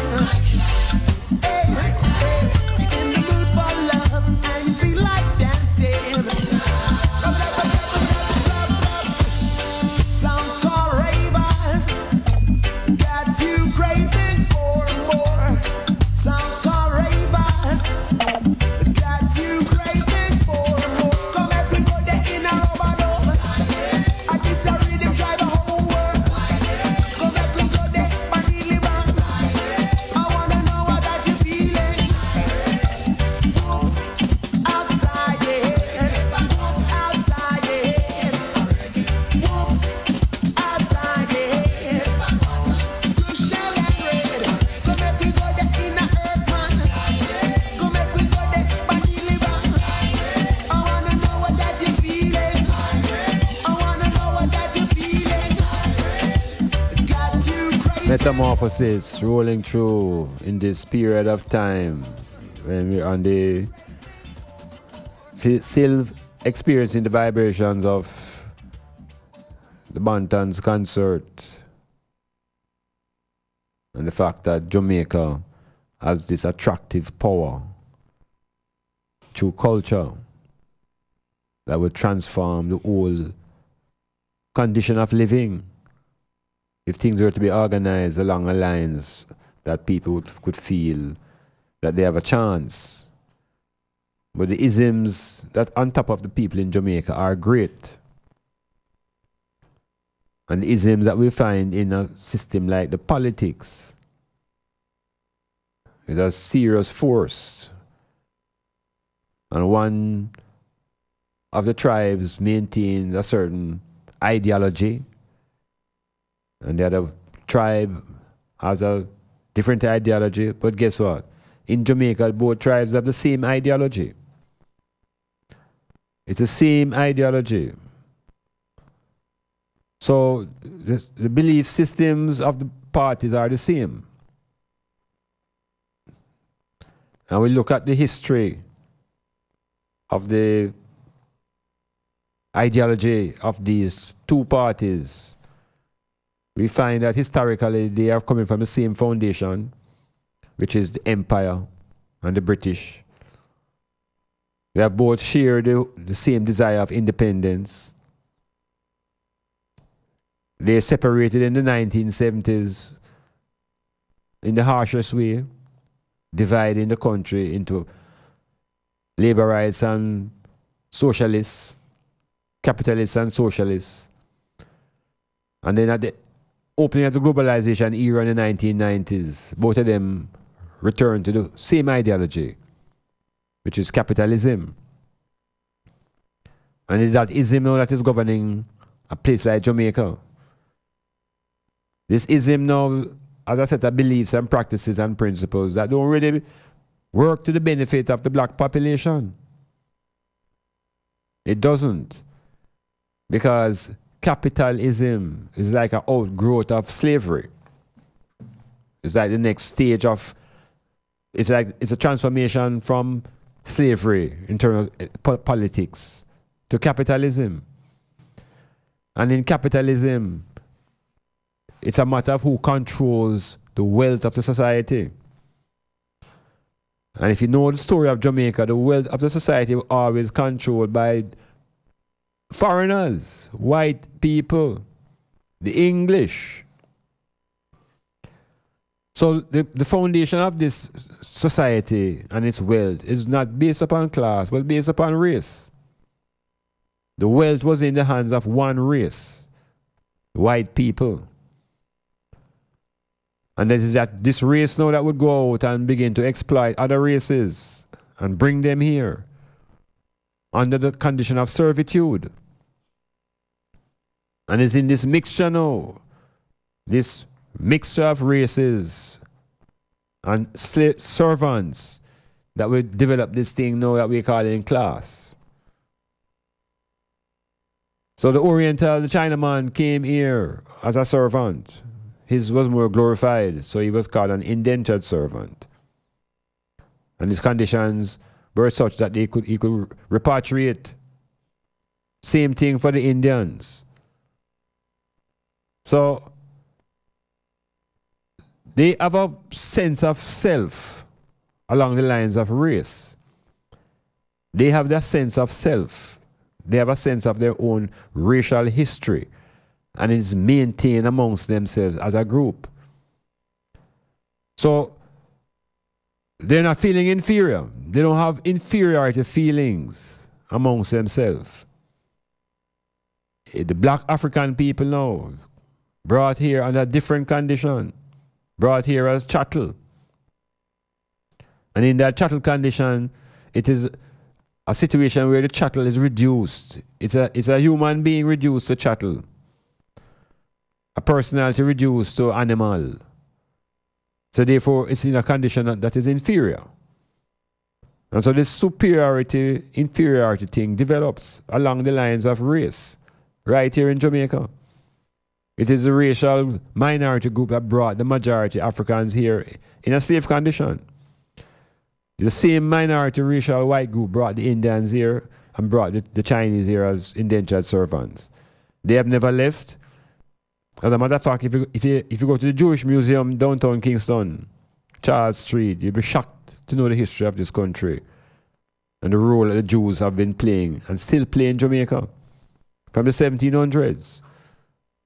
But that's not given within our school system, so we're not going to really know. So these other racial groups now in the island, the Indians and the Orientals, the Chinese, they have been able to hold them racial dignity intact. And so the Europeans, them white man, them would at a hard time imposing them racism on these groups of people because they had their own integrity intact and they had a level of autonomy and they could return to where them come from. The black people never had that option. So we were completely beaten down to the point wherein there is all about self-doubt. There is no self-confidence. That of the issues of self are defeated. Now, how do we get that transformation? How do we overpower that philosophy that is also here in Jamaica that suggests that there is a superiority of one race over the other? This ideology is difficult to shake because the church supports it. The church and its imagery supports the idea of these Europeans being superior. It is in the imagery. It's in the education system. When we look at the images and we see images of a man like the Pharaoh of ancient Egypt. And when we look at that image in the book, it's a white man. And in the real history, the pharaohs were black people. So there's a constant bombardment within institutions to suggest to black people that they are an inferior people and that those who surround them are superior. And so self-denigration, self-depreciation, all these things become part of the black man's experience. And it's all subdued under this thing called racism.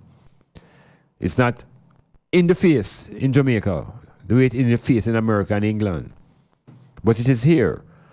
And we can't play ignorant to it because when we try to move through the society and go to certain places, there are barriers. There are barriers that prevent people of dark and darker complexion of entering. Still barriers are here. And there are barriers here for men who have locks and a different level of separation and segregation. So racism is in Jamaica. It has always been. From the days of the Spanish, to the British, to the Americans, to where we are today. Racism is here. Classism is what we are fiddling around with. And people are trying to pretend that they are in a better class. And when you look at it, the same people say them in the better class, them in the same race with you. So we need some clarity in our consciousness here on this island. Because racism is real. You go to the hotel industry, you see it in Jamaica. You get that experience right here on the island, in these isolated places that are separated for foreigners. When you go there as a black youth, you feel and understand. You get a glimpse of what it is to be driving a car in America and to be stopped by a cop and you don't sure whether you're going to live it out or not. Because he is a part of the structure and the power that proposes that racism is normal. And we have to keep fighting. And the fight that we fight is not a fight against the white man. It's a fight to upgrade our own dignity. That we become more respectful of ourselves. And once we begin to have that respect for ourselves, then we begin to chip away at that inferiority feeling. So the work must be done on ourselves. It's not the white man. He's okay. He's in space. Planning a party, club night out, stage show, a gospel concert, or even a business sales event? Let Styles FM be a part of your promoting tool.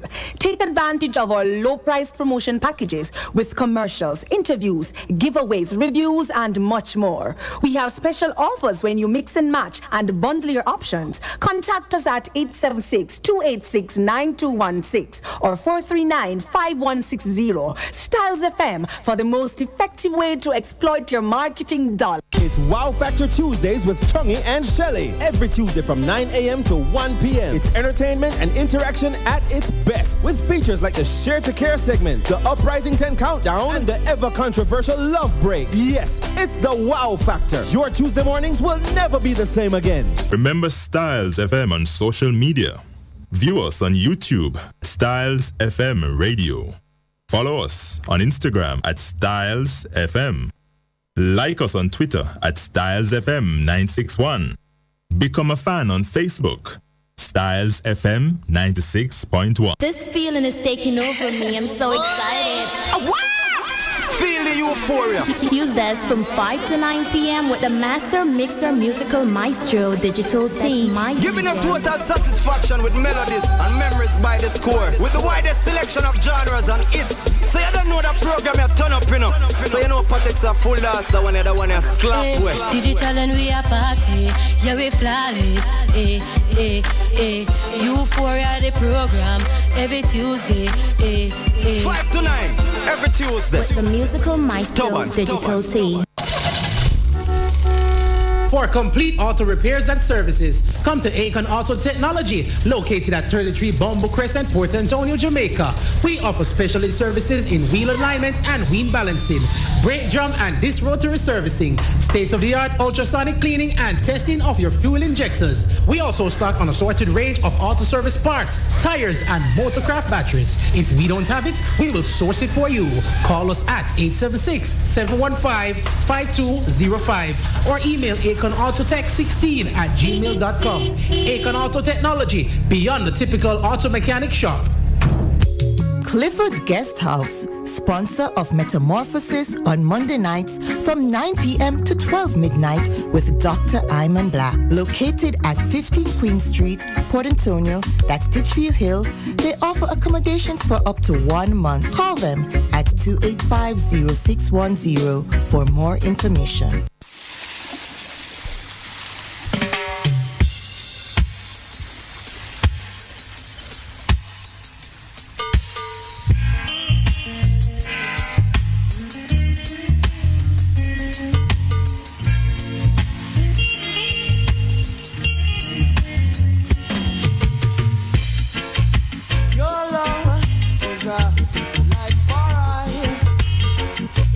Realize that so much when I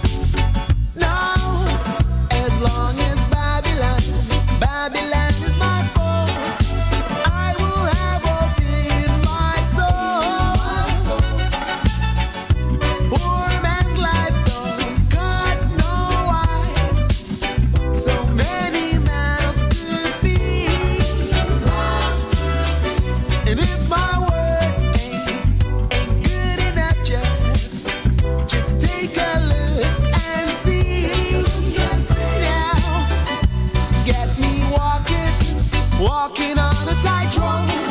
Can't afford to butt my toe. No, as long as Babylon is my foe, I will have hope in my soul. Like a drowning man that clutches a straw, might think he's got no chance, no. But will our Jack can pull him through? He's a helping hand. You got that, got me walking on a tightrope. Can't afford to butt my toe. No, as long as Babylon is my foe, I will have hope in my soul. From the valley of dry bones, I have risen. Gotta make a change. And my head in the clouds, conviction ain't no stopping now. Deliver me, oh my fathers. Hey, walking on a tightrope. Can't afford no Yeah, the sounds of the man them coming out of the UK. Reggae music, carrying the message. Chanting down all isms and schisms.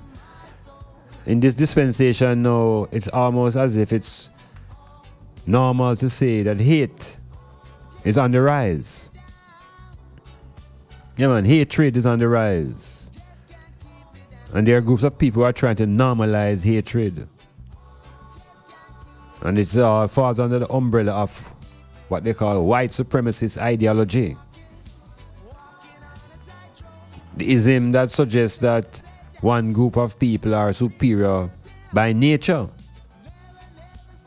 And if you want to really go by nature now, the thing is going to end up in the reverse. Because the Caucasian certainly is not superior by nature. Because otherwise he will be able to survive under the sun. And the sun is the essence of nature. The sun is the creator and the sustainer of life.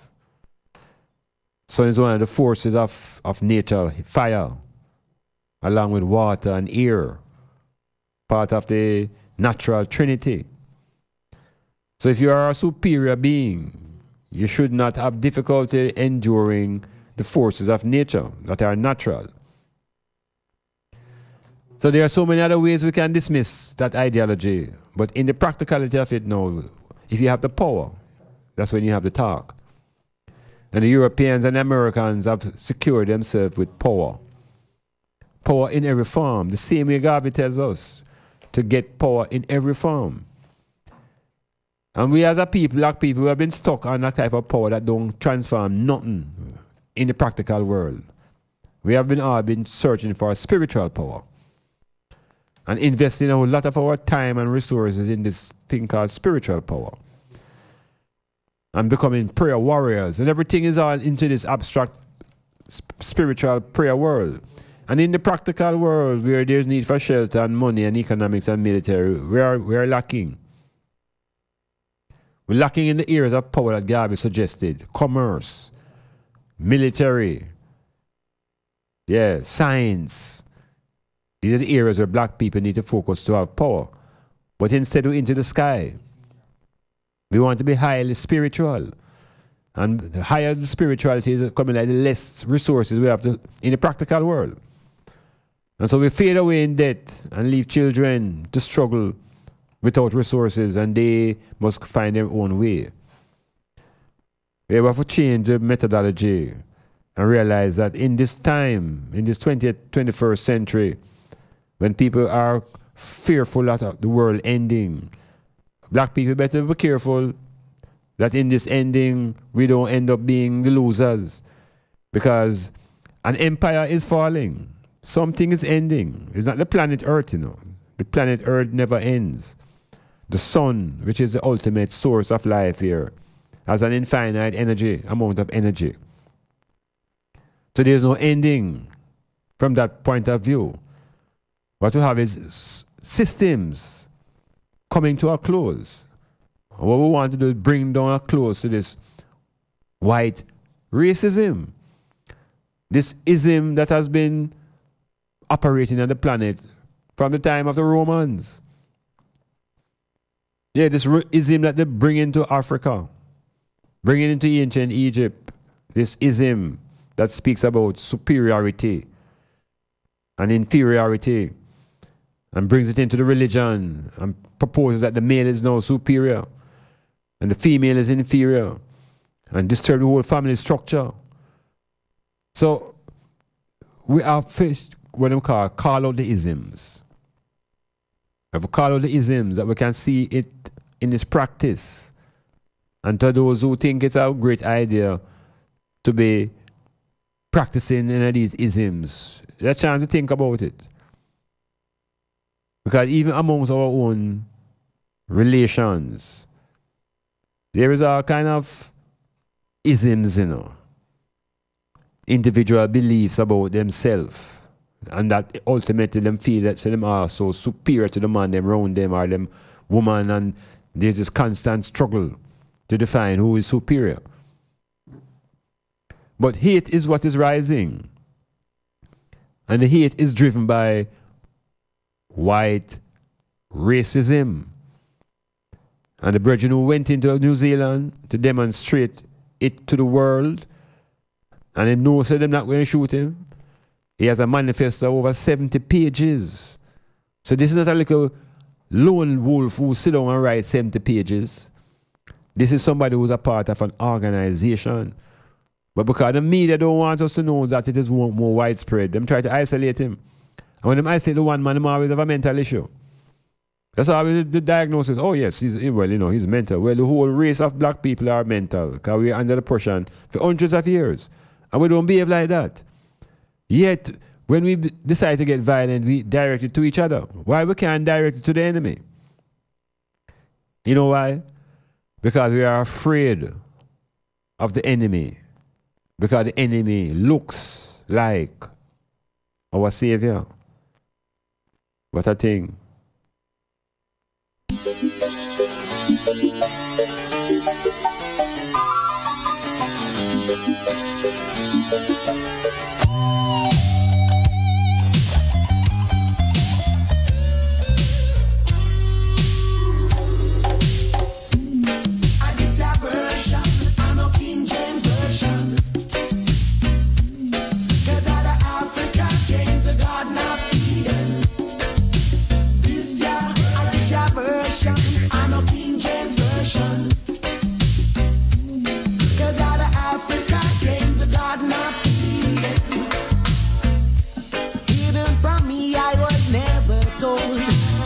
No way. Ancient prophets, black and bold, like Daniel, King David, and Abraham. Israel were all black men. I don't wanna lose ya. Japheth tried his best to erase the godly parts we played. I says he came and took, I never mentioned in his book. Version, I know King James Version. Cause out of Africa came the garden of Eden. This year version, I know King James Version. Cause out of Africa came the garden of Eden.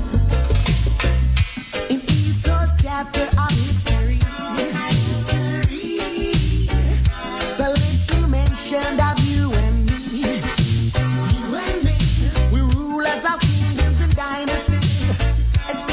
For centuries, I don't wanna lose you. Phoenicians, Egyptians, and the Moors built civilization, that's for sure. Creators of the alphabet, while the West illiterate, yeah. This your version, I know King James Version. This your version, cause out of Africa came the garden of Eden. Version, I know King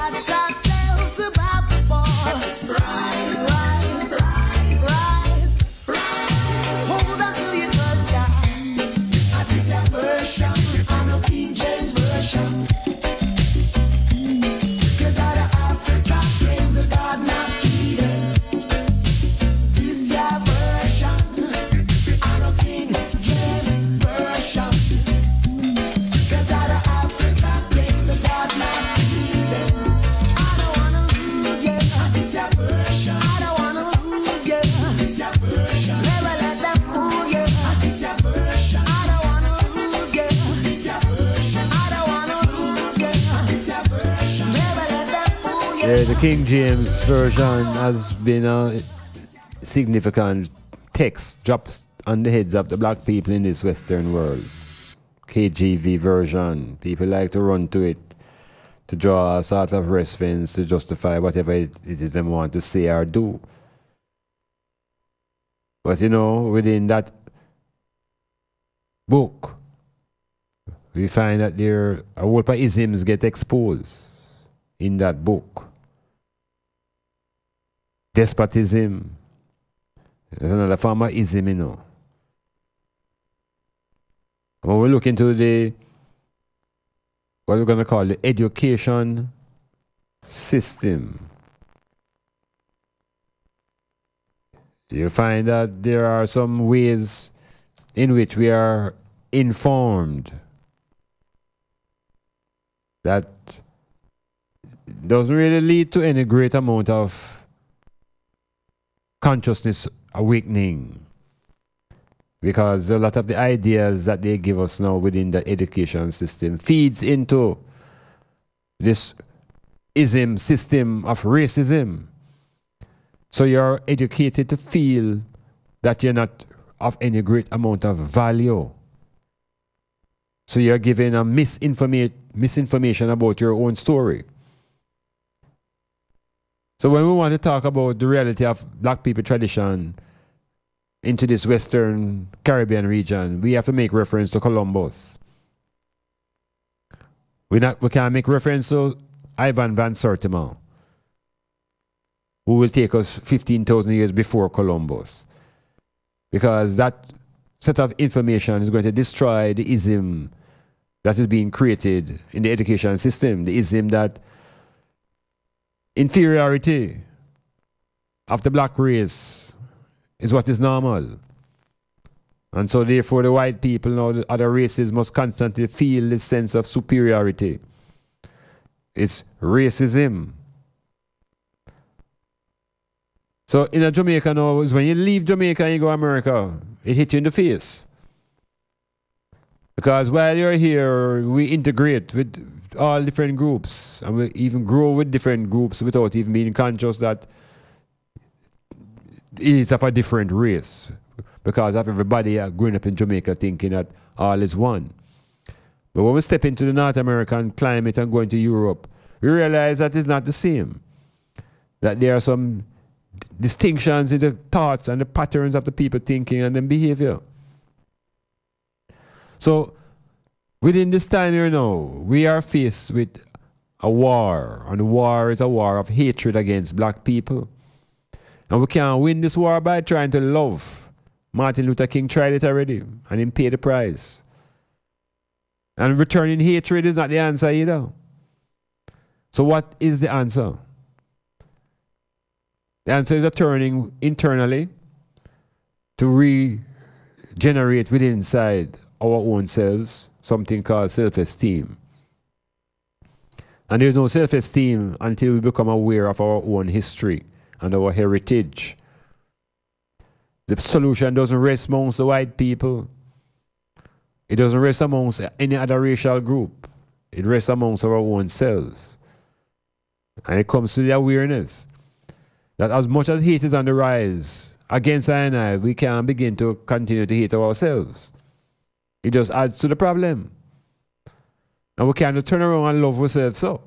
That's the other extreme. So I'm not going to promote no self-love talk, you know, thinking that that's going to counteract self-hate.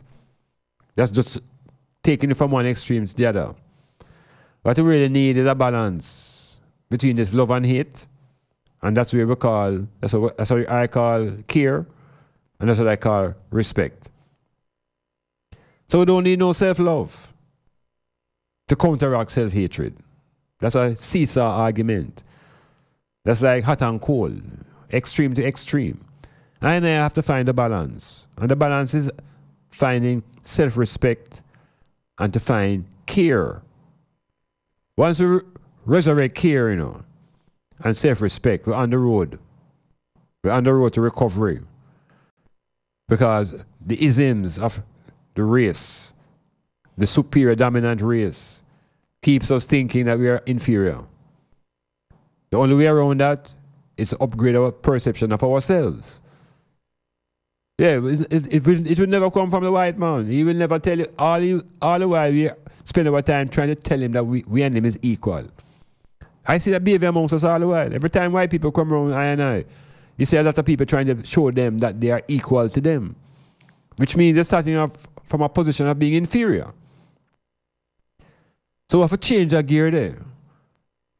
You have to change our gear there and remove that veil of feeling inferior and realize that the skin of the white man, that's not being superior. He's superior because he have a position in the world in military and economics. That gives him the strength of his position, but he's not a superior being. And the image of the superior being that they give us, I know it look like him because one of the theme family painted. Michelangelo painted the family of the supreme being. So the family of the Holy Ghost and the mother is white-looking people. If you grow your child on that, your child will grow up inferior to white people without you telling them.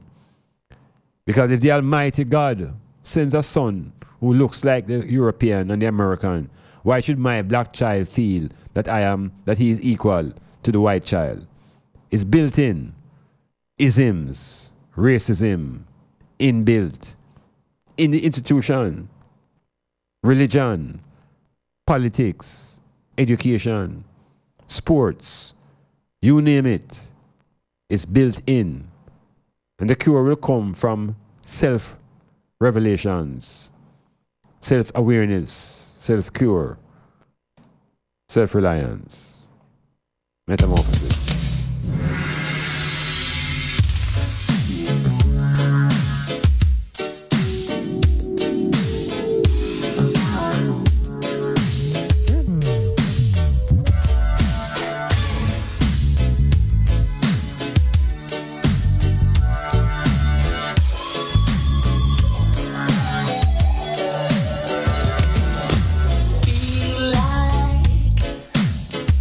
I feel like I done swing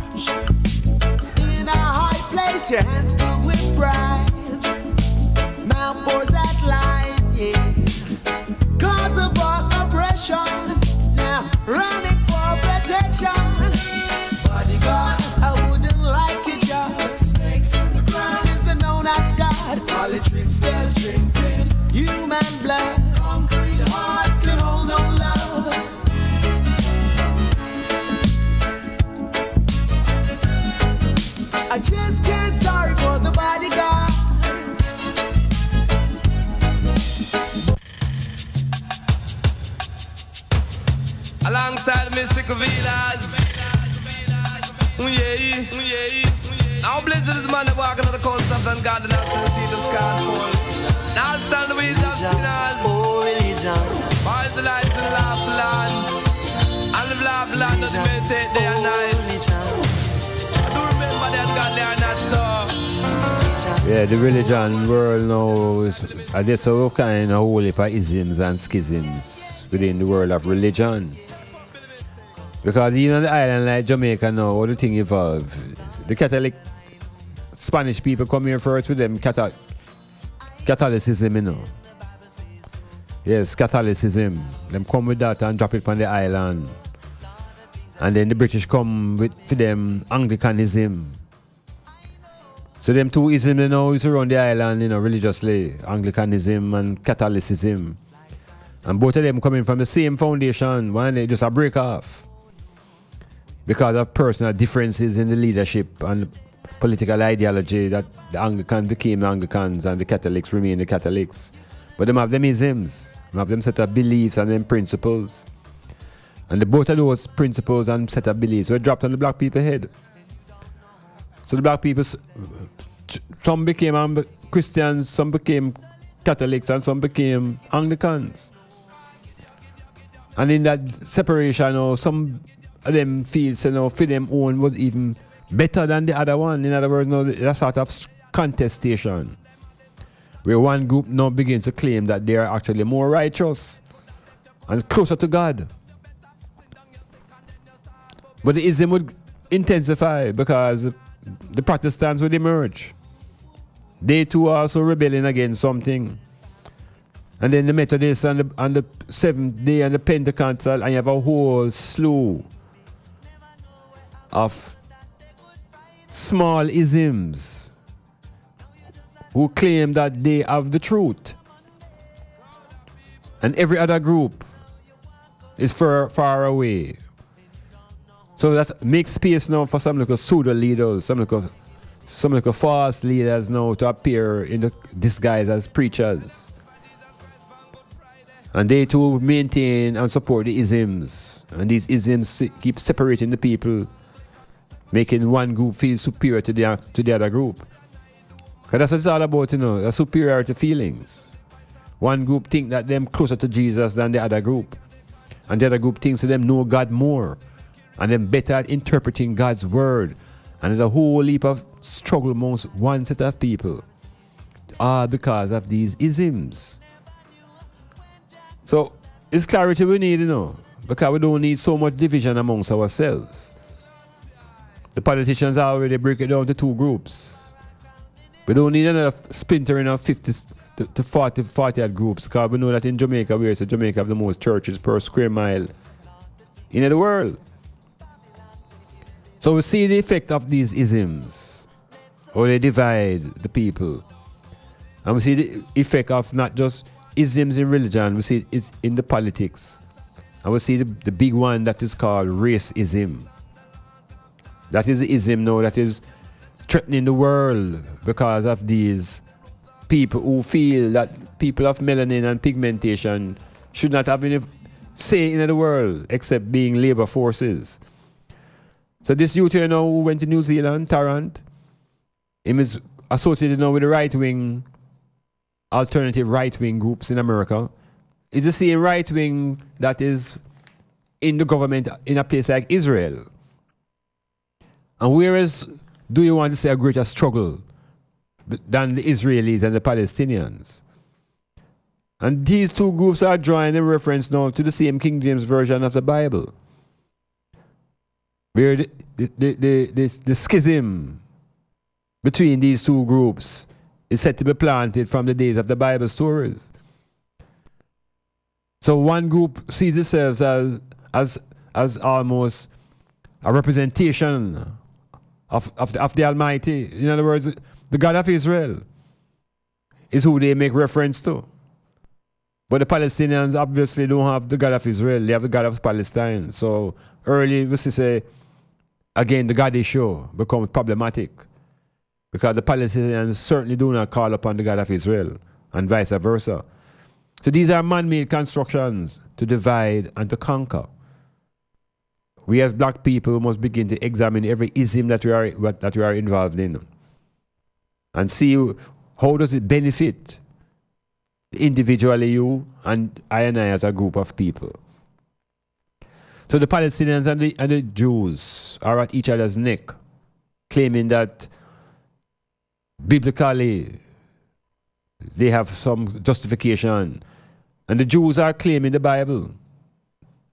They are using scripture to defend territory, to take away people's land because of the ism that lets them think that their ism is superior to the beliefs and the isms of the Palestinians. There's a whole heap of things we have to unlearn. And I just suggested within this metamorphosis that we look into the terms. Classism and racism, sexism, ageism, alcoholism, all of these various terms. Come to some grips as to what ism is all about. And look around us now if racism is functioning. Are you practicing racism? And can a poor man practice racism when the society doesn't support him as a whole? In other words, no, I don't think it's easy to tell black people in America that they are being racist. The black people in America are responding to racism. And so the white people call it reverse racism. It's psychology that. If you're in the power, you can afford to practice racism because the system supports and protects you. The system doesn't protect black people.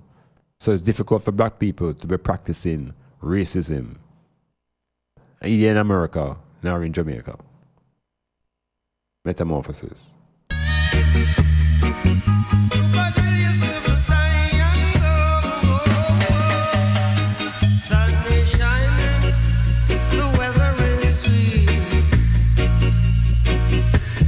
Make you want to move your dancing feet to the rescue. Here I am. Want you to know you're where I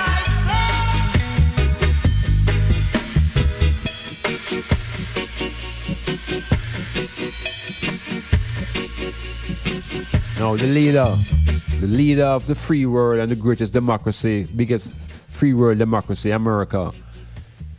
For the last 2 years, he has been defined clearly as racist, as sexist, as misogynistic. In other words, no, the expression of this ethno-nationalist that is in the White House is fueling these groups right across the planet. It has given them motivation to practice what they believe. To believe the belief that the Caucasian people are divine, and the belief that people of African orientation and black pigmentation are made without souls. They have a whole set of doctrines that them write up, and they believe it, and in that belief they act it out. So we have to watch these kind of people very carefully, and more importantly, we have to begin to watch yourself. We have to watch yourself. I am glad I'm not really having to live in a place like America now, because you living in a place like America, you go to the street as a black man, you're not sure you're going to go back home. You're not sure you're going to go back home. You just buck up on the police and them tell you run, and you run, them shoot you. If you stand up, them shoot you. If you lie down, them shoot you. So the condition is not really up to scratch. Yeah, because racism manifesting itself even more so now in the force. The Ku Klux Klan went underground, as an active organization, but they have been given a license now by Trump. And as this document, as this manifesto that the brother writes say, these people are all over the world, especially in the military and service areas. So black people better take careful. We hear about black women now just disappearing off of the streets of America. Truck drive up and them was gone. And there's no accountability.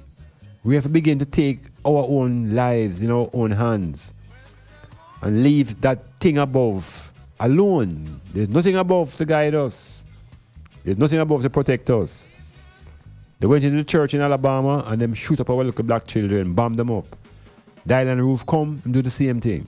There is nothing in the sky to protect black people. We have to draw arms and defend with self. We have to close ranks. The same way the North and South Koreans close ranks. Black people, we have to close ranks. Yeah, forget about this idea of being brown. It don't work outside of Jamaica. And the globe is facing a serious crisis. This ethno-nationalist identity is a serious thing. And it has strong representation in one of the highest offices in the Western world, the United States presidency. So we better be alert.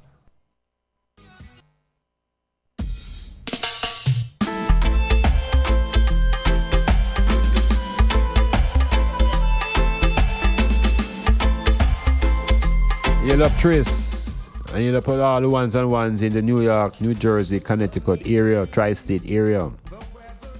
You'll up to all the ones that are in Florida, in California, in the states that I can't even remember them names, but I know that you're under the USA umbrella.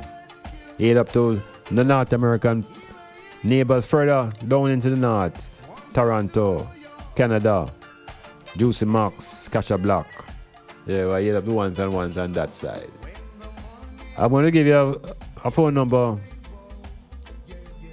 sometime shortly for the people who live in the New York, New Jersey area, where you can call this number and you can arrange to pick up one of the publications of Black Tridentity.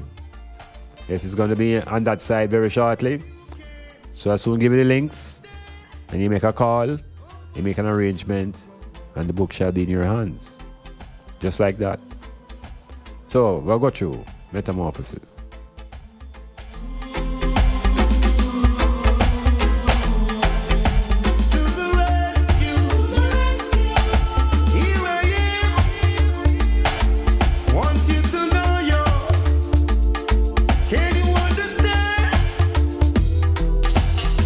Sun is shining, the weather is sweet now. Make you wanna move your dancing feet, yeah. But to the rescue, here I am. Want you to know want you to know just where I stand. When the morning gather the rainbow, yeah, yeah. Want you to know I'm a rainbow too. Go to the rescue, here I am. Want you to know just if you can. You have to understand the power of racism, in a society like the United States. There's a scandal now, as usual, breaking out about very rich people who paid all kind of millions of dollars to get them children into some high-name universities and to get some degrees. Some of them going there as under the umbrella of being sports persons. Whole heap of things unraveling now, where the very rich and famous children get into these big-name universities through bribery and scammery. And at the same time, there is a woman, a mother, who is being sent to jail. And you know why? She used the address of a relative to get her child into a better school. But here's the difference now with she and all the other people now. All the other people them white. You see it? And here's a black woman, a black mother, in chains and handcuffed in the court system. And the system sent her to jail because she used the address of a relative, to get our child into a better school. So when we talk about racism and a racist society, there is no justice for the people who are black. because the injustice is inbuilt. It's the same effect that people can see happening into the entertainment industry, where the black men who have risen to power are now being brought down by the same society. When other men who do the same thing, but because they are white, these men are sheltered. It's the most obvious thing happening now, that whole revelation that white people are privileged because of the racism that builds the society. It is this hard awakening for black people to realize that it is not fair. And it hurt black people to say not fair because they were under the belief all the while that everything is fair because all men are born equal. All men are not born equal. All men are not born equal. That's an illusion. People are born in different status and different positions. Some people are born in wealth, and some people are born in poverty. Some people are born malfunctioning brain, what you call retarded. But there's a system that they are born into, an overall social system that has a court system, an education system, a religious system. And when these systems combine to collectively keep a group oppressed, then we know that the system is inbuilt with racism. And it's that black people in America now is being rudely awakened to. Not even in America so much, but in England, where the disguise is harder because of this class thing and language that give the impression that everything is equal when the racism is even greater in a place like England. And when the black people come out to Jamaica, they be more disturbed because of the discrepancy and the racism that they experience in England versus the racism that black people experience in America. It's something, because in Jamaica, I just know I was like a black youth. I didn't know I belonged to a race and the other man belonged to another race and this one race think it was better than the other. I never know that.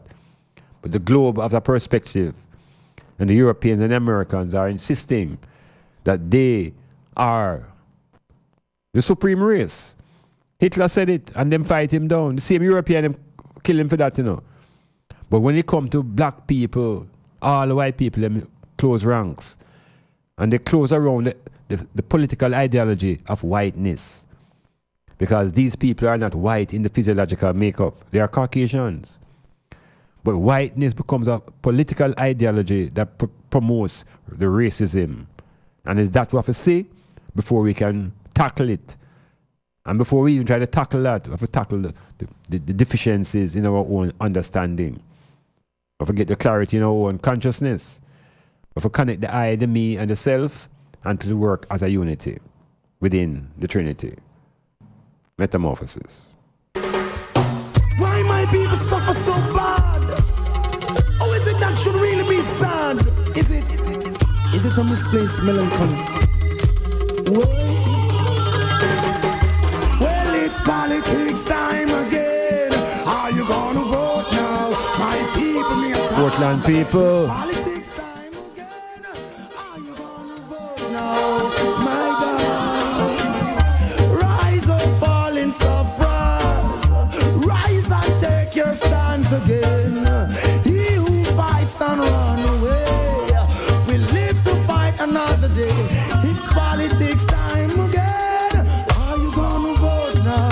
You people me attack. It's politics time again now. Are you gonna vote now? Deal with love. Well, Eastern Portland is the hot spot.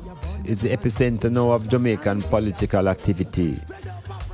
A couple of days ago, the entire political directorate descended on Portland East and block up the town and stop all business from functioning because it was politics time.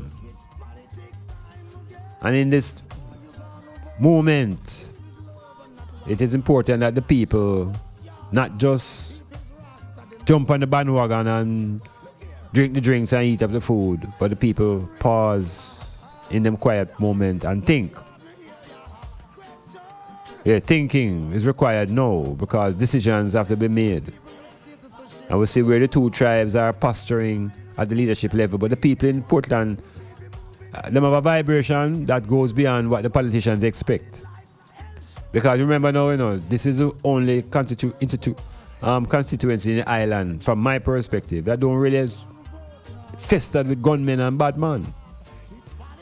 Hope we're not talking it out too quickly,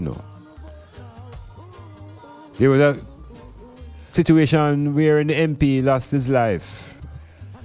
And so all sort of things arose around security, and the question was why the MP didn't have no security. But you see, in Eastern Portland, historically, no MP never have no bad man around them, Because East Portland don't have that element.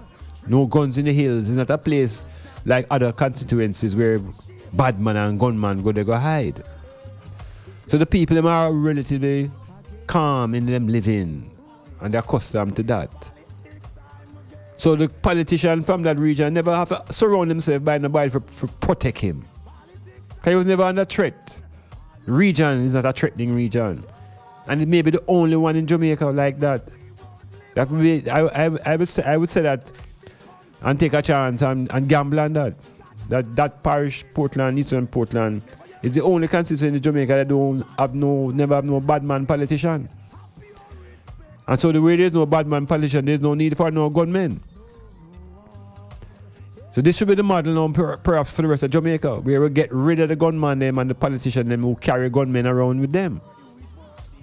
Because the gunmen don't work by themselves. So there are things that we can learn, from what's happening in East Portland. We also realize from my perspective that East Portland really don't have no arena for the play sports, And tragically, East Portland don't even have a supply of water. So, them for build a dam. One of them two groups who rivaling for East Portland must tell the people them how they're going to build a dam. Yeah, how they're going to build a dam, how they're going to finance it, that the people in East Portland can always have water. So you have to begin to put some things together now that is tangible. You want a dam in East Portland, we want a proper stadium. We're not talking about Carter Park, we want a proper stadium. Somewhere up in between Hector's River and Ferry Hill. We need a stadium, 15,000 stadium, to motivate the youth in those areas to participate in sports. Who want to fight over Carter Park, find a company and a group and just divest that. But for the upgrading of the region, it needs a stadium in the Portland Hills. Because culture and entertainment should be an important part of the development of Eastern Portland. And I'm going to make one more thing I'm going to throw out. You say agriculture? You keep hearing that agriculture is the key. But agriculture by itself in Jamaica now, it's not like the 1950s, where you just export agricultural products. The world has transformed itself where you have to have linkages. So you see, the link between agriculture and industry is what will bring the hemp industry into being. May I propose that East Portland be the primary pilot spot for our hemp industry. We could develop hemp in East Portland. Let us have some hemp factories in East Portland to give youth in East Portland employment. Yeah, hemp in East Portland. May I throw that out?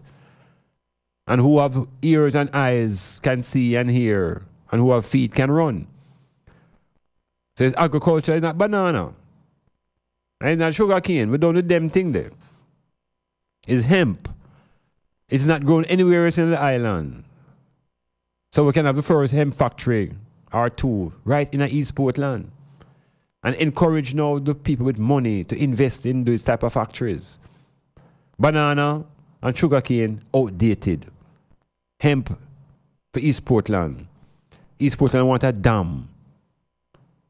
So may I make them two things they thrown out since it's politics time and you want the people to vote. The people now must tell you what they want. And I said to them, the people them say, they want a dam. And they want some factories that will produce hemp and begin to create cloth and paper and get Portland up and running. What's selling out? What a beautiful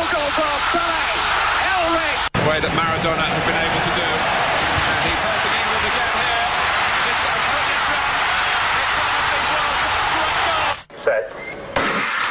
They get away first time. Tyson Gay right alongside Usain Bolt, but here he goes, streaking away already. It's Bolt all the way. He's looking round at Gay. Watch the clock. It's goal for Bolt, and again. Fast, Meta Sports. Fast. Usain Bolt done the right thing. In Germany, you see they have made a scooter. A scooter that is called the Bolt, to allow people to go through the city quickly. No, this is how the man must move. And so we say, go on, Dr. Bolt. So we want you put yourself out there. Good thing you come off of the football field. Save yourself out of that drama. At the level of football, reggae girls, we know they are into France, and that will be in just another couple of months.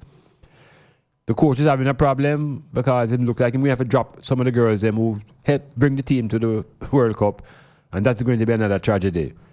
The same problem Simmerways ran up into, and he decided to go for more English players and deny the local players an opportunity to improve and experience. Reggae girls may be going through the same thing. Only time will tell. The Premier League in Jamaica, it has now come to a close, literally, with one round of matches to play. And what is significantly happened within that is that Western Jamaica, that big region that produces so much football, has lost both teams out of the Premier League. Both Montego Bay United and Reno have been relegated. What does that say for Jamaica and its football when Western Jamaica, the second city, and for a moment and time, the dominant region in football, is no longer represented at the national level? Serious issues, not just at club level, but at school level within that region. So, we're in this. Time is out. Time is out because it's Metamorphosis for this edition. Look like it's done. A true Cassidy. Aye, people. More to come. So stay with the Metamorphosis. You know, Black will be here again. And within the next 2 weeks, we have 2 more weeks in this month, in this program before the elections in April 4th. And in today's recording, one party didn't show up to sign the code of conduct. We don't know what that means. If it's a bully game or a bluff game, we don't know what it is, but we want the people to hold calm and know, say, it's full of life, we not defend more than anything else. Yeah, I hate that. Metamorphosis. I forgot, the time done.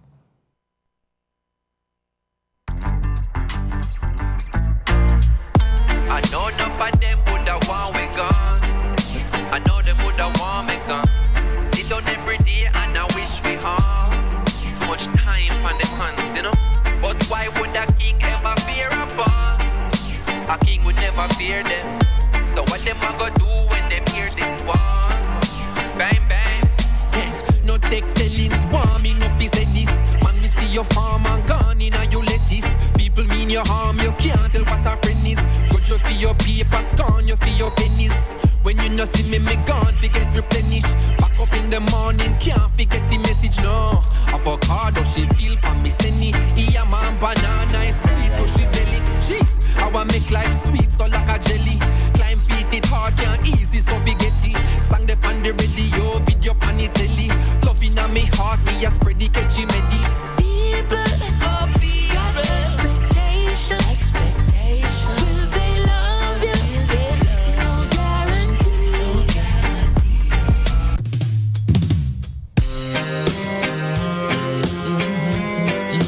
Yo,